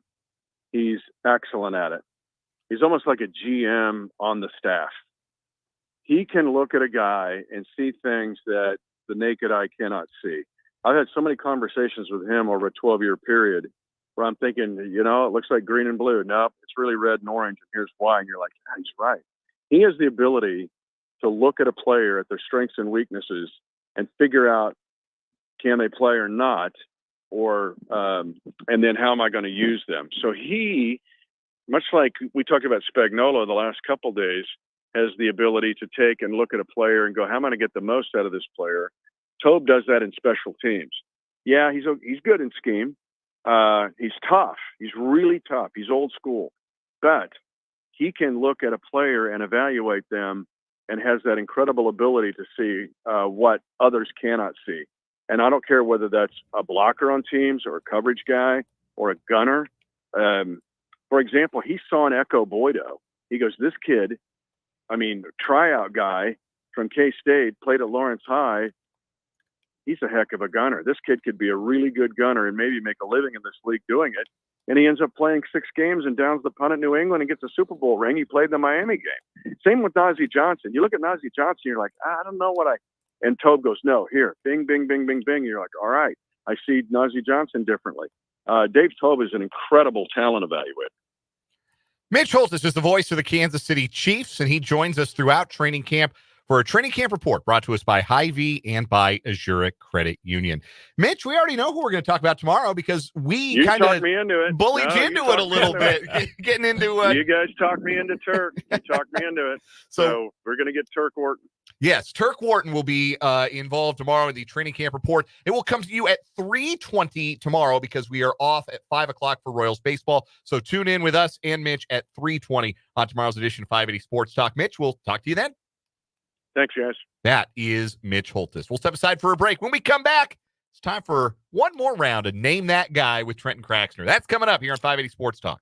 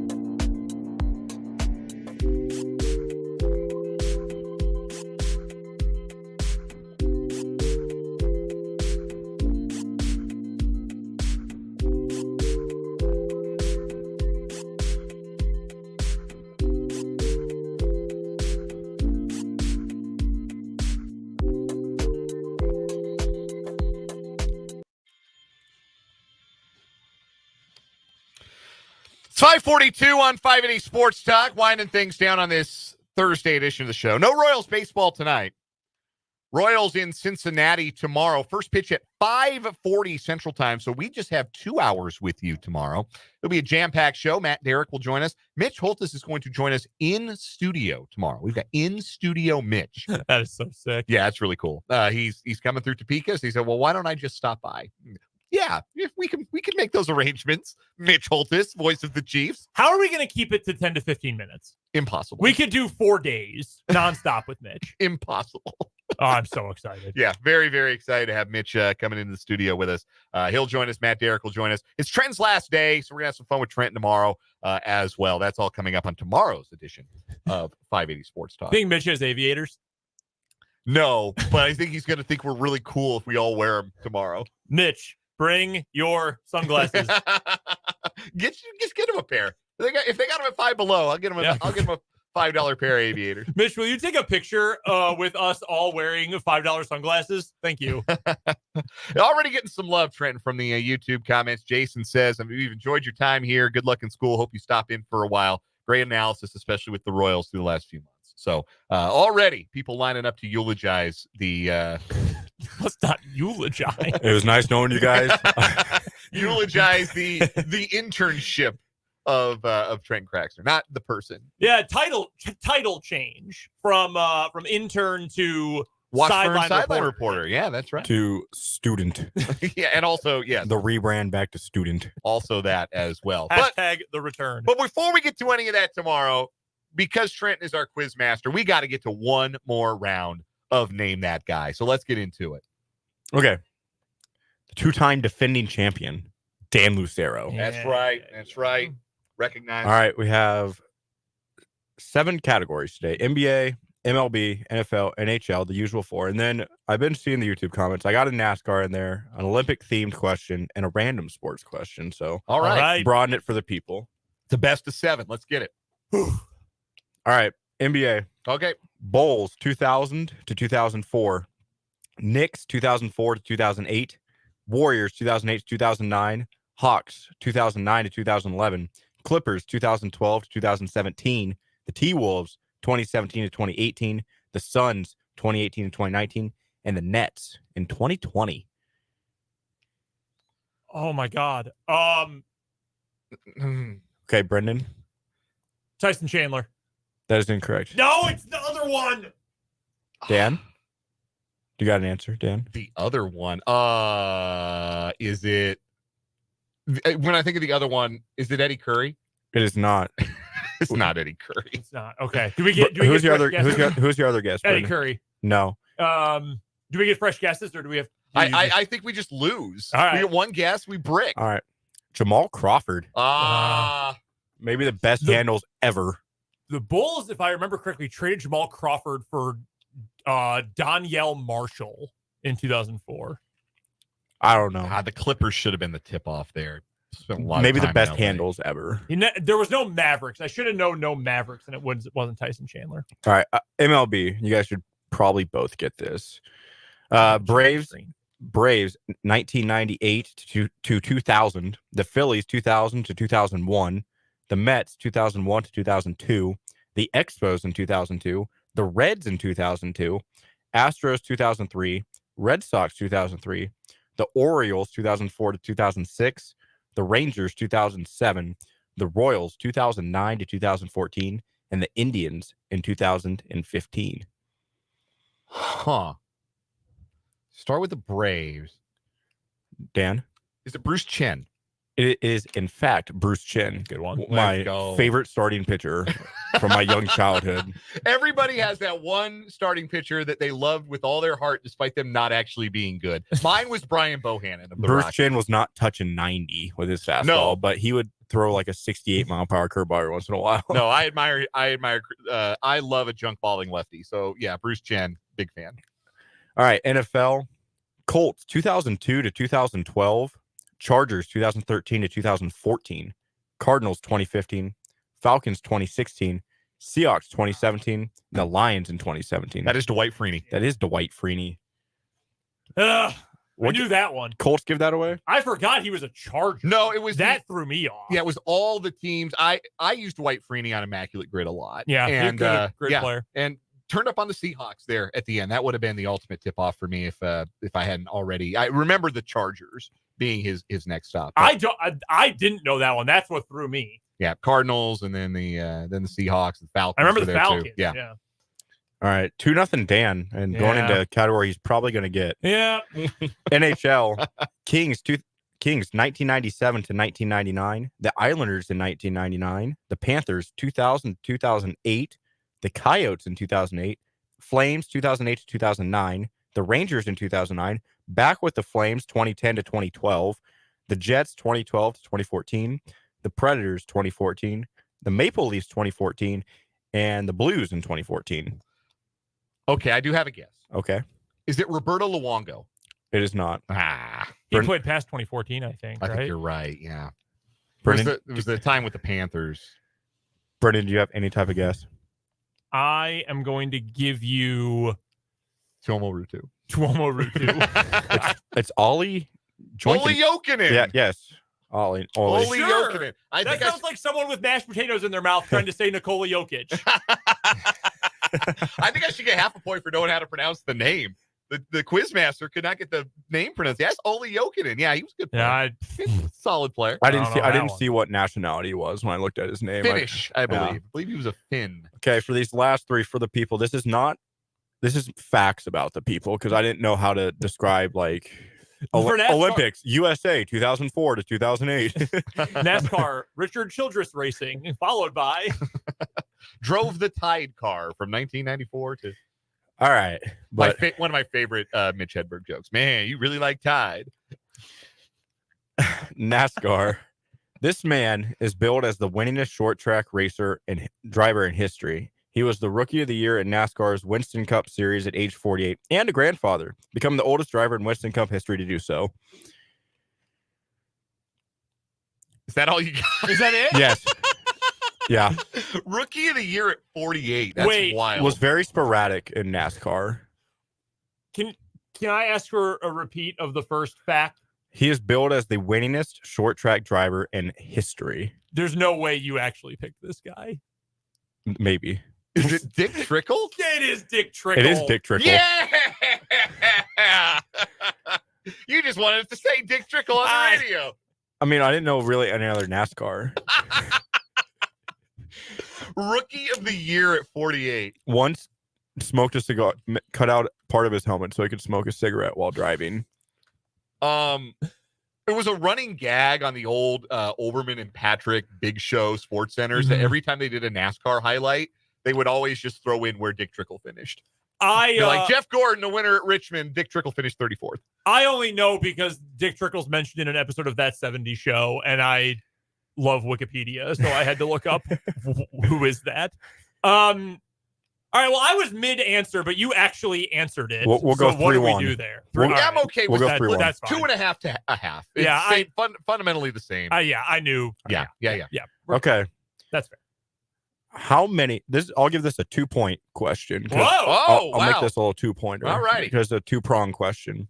How many gold medals has Team USA won in basketball? And if you can name how many the men and women have, I'll give you an extra point individually. Like, how many does the men's team have? And then it adds up. But the men have 16? No. So wait, what number am I answering here? You can overall. You can give me the overall, and then you can try and break it down to men and women, and like how much each team has won. Because I saw this question, and I have the updated version because this question was out before the Olympics in an article. 24, 15 men, 9 women. Incorrect. Very close though. I think is it 8 golds for the women? No. Okay. Well, we both failed this one. The U.S. has won 27 now. The men have won 17 and the women have won 10. So we were close. Yeah. We were on it. Almost. Yeah.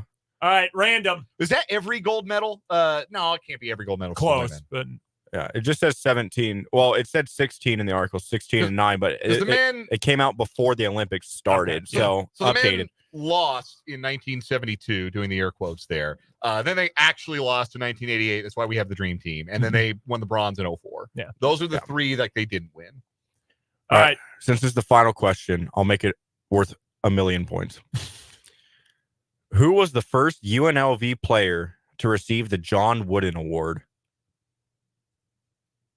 Larry Johnson. That is correct. Well done. All-time name that guy champion, Dan Lucero.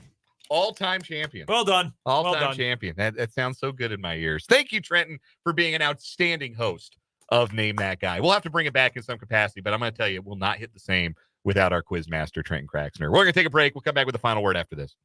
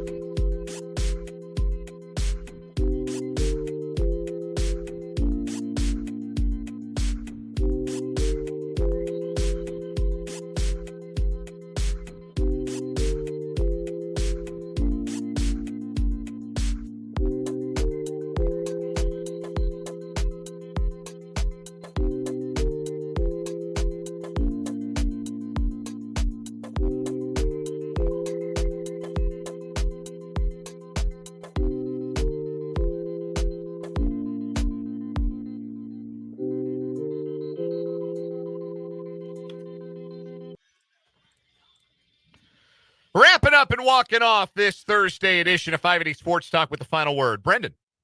Final word for me today. Well, first of all, congratulations on your win. Thank you. Deserving the praise there. But actually, my final word, look, man, if you want to tell me that Ollie Gordon is the best running back in the Big 12, that's fine. I'm not going to disagree with you. He was incredible last year.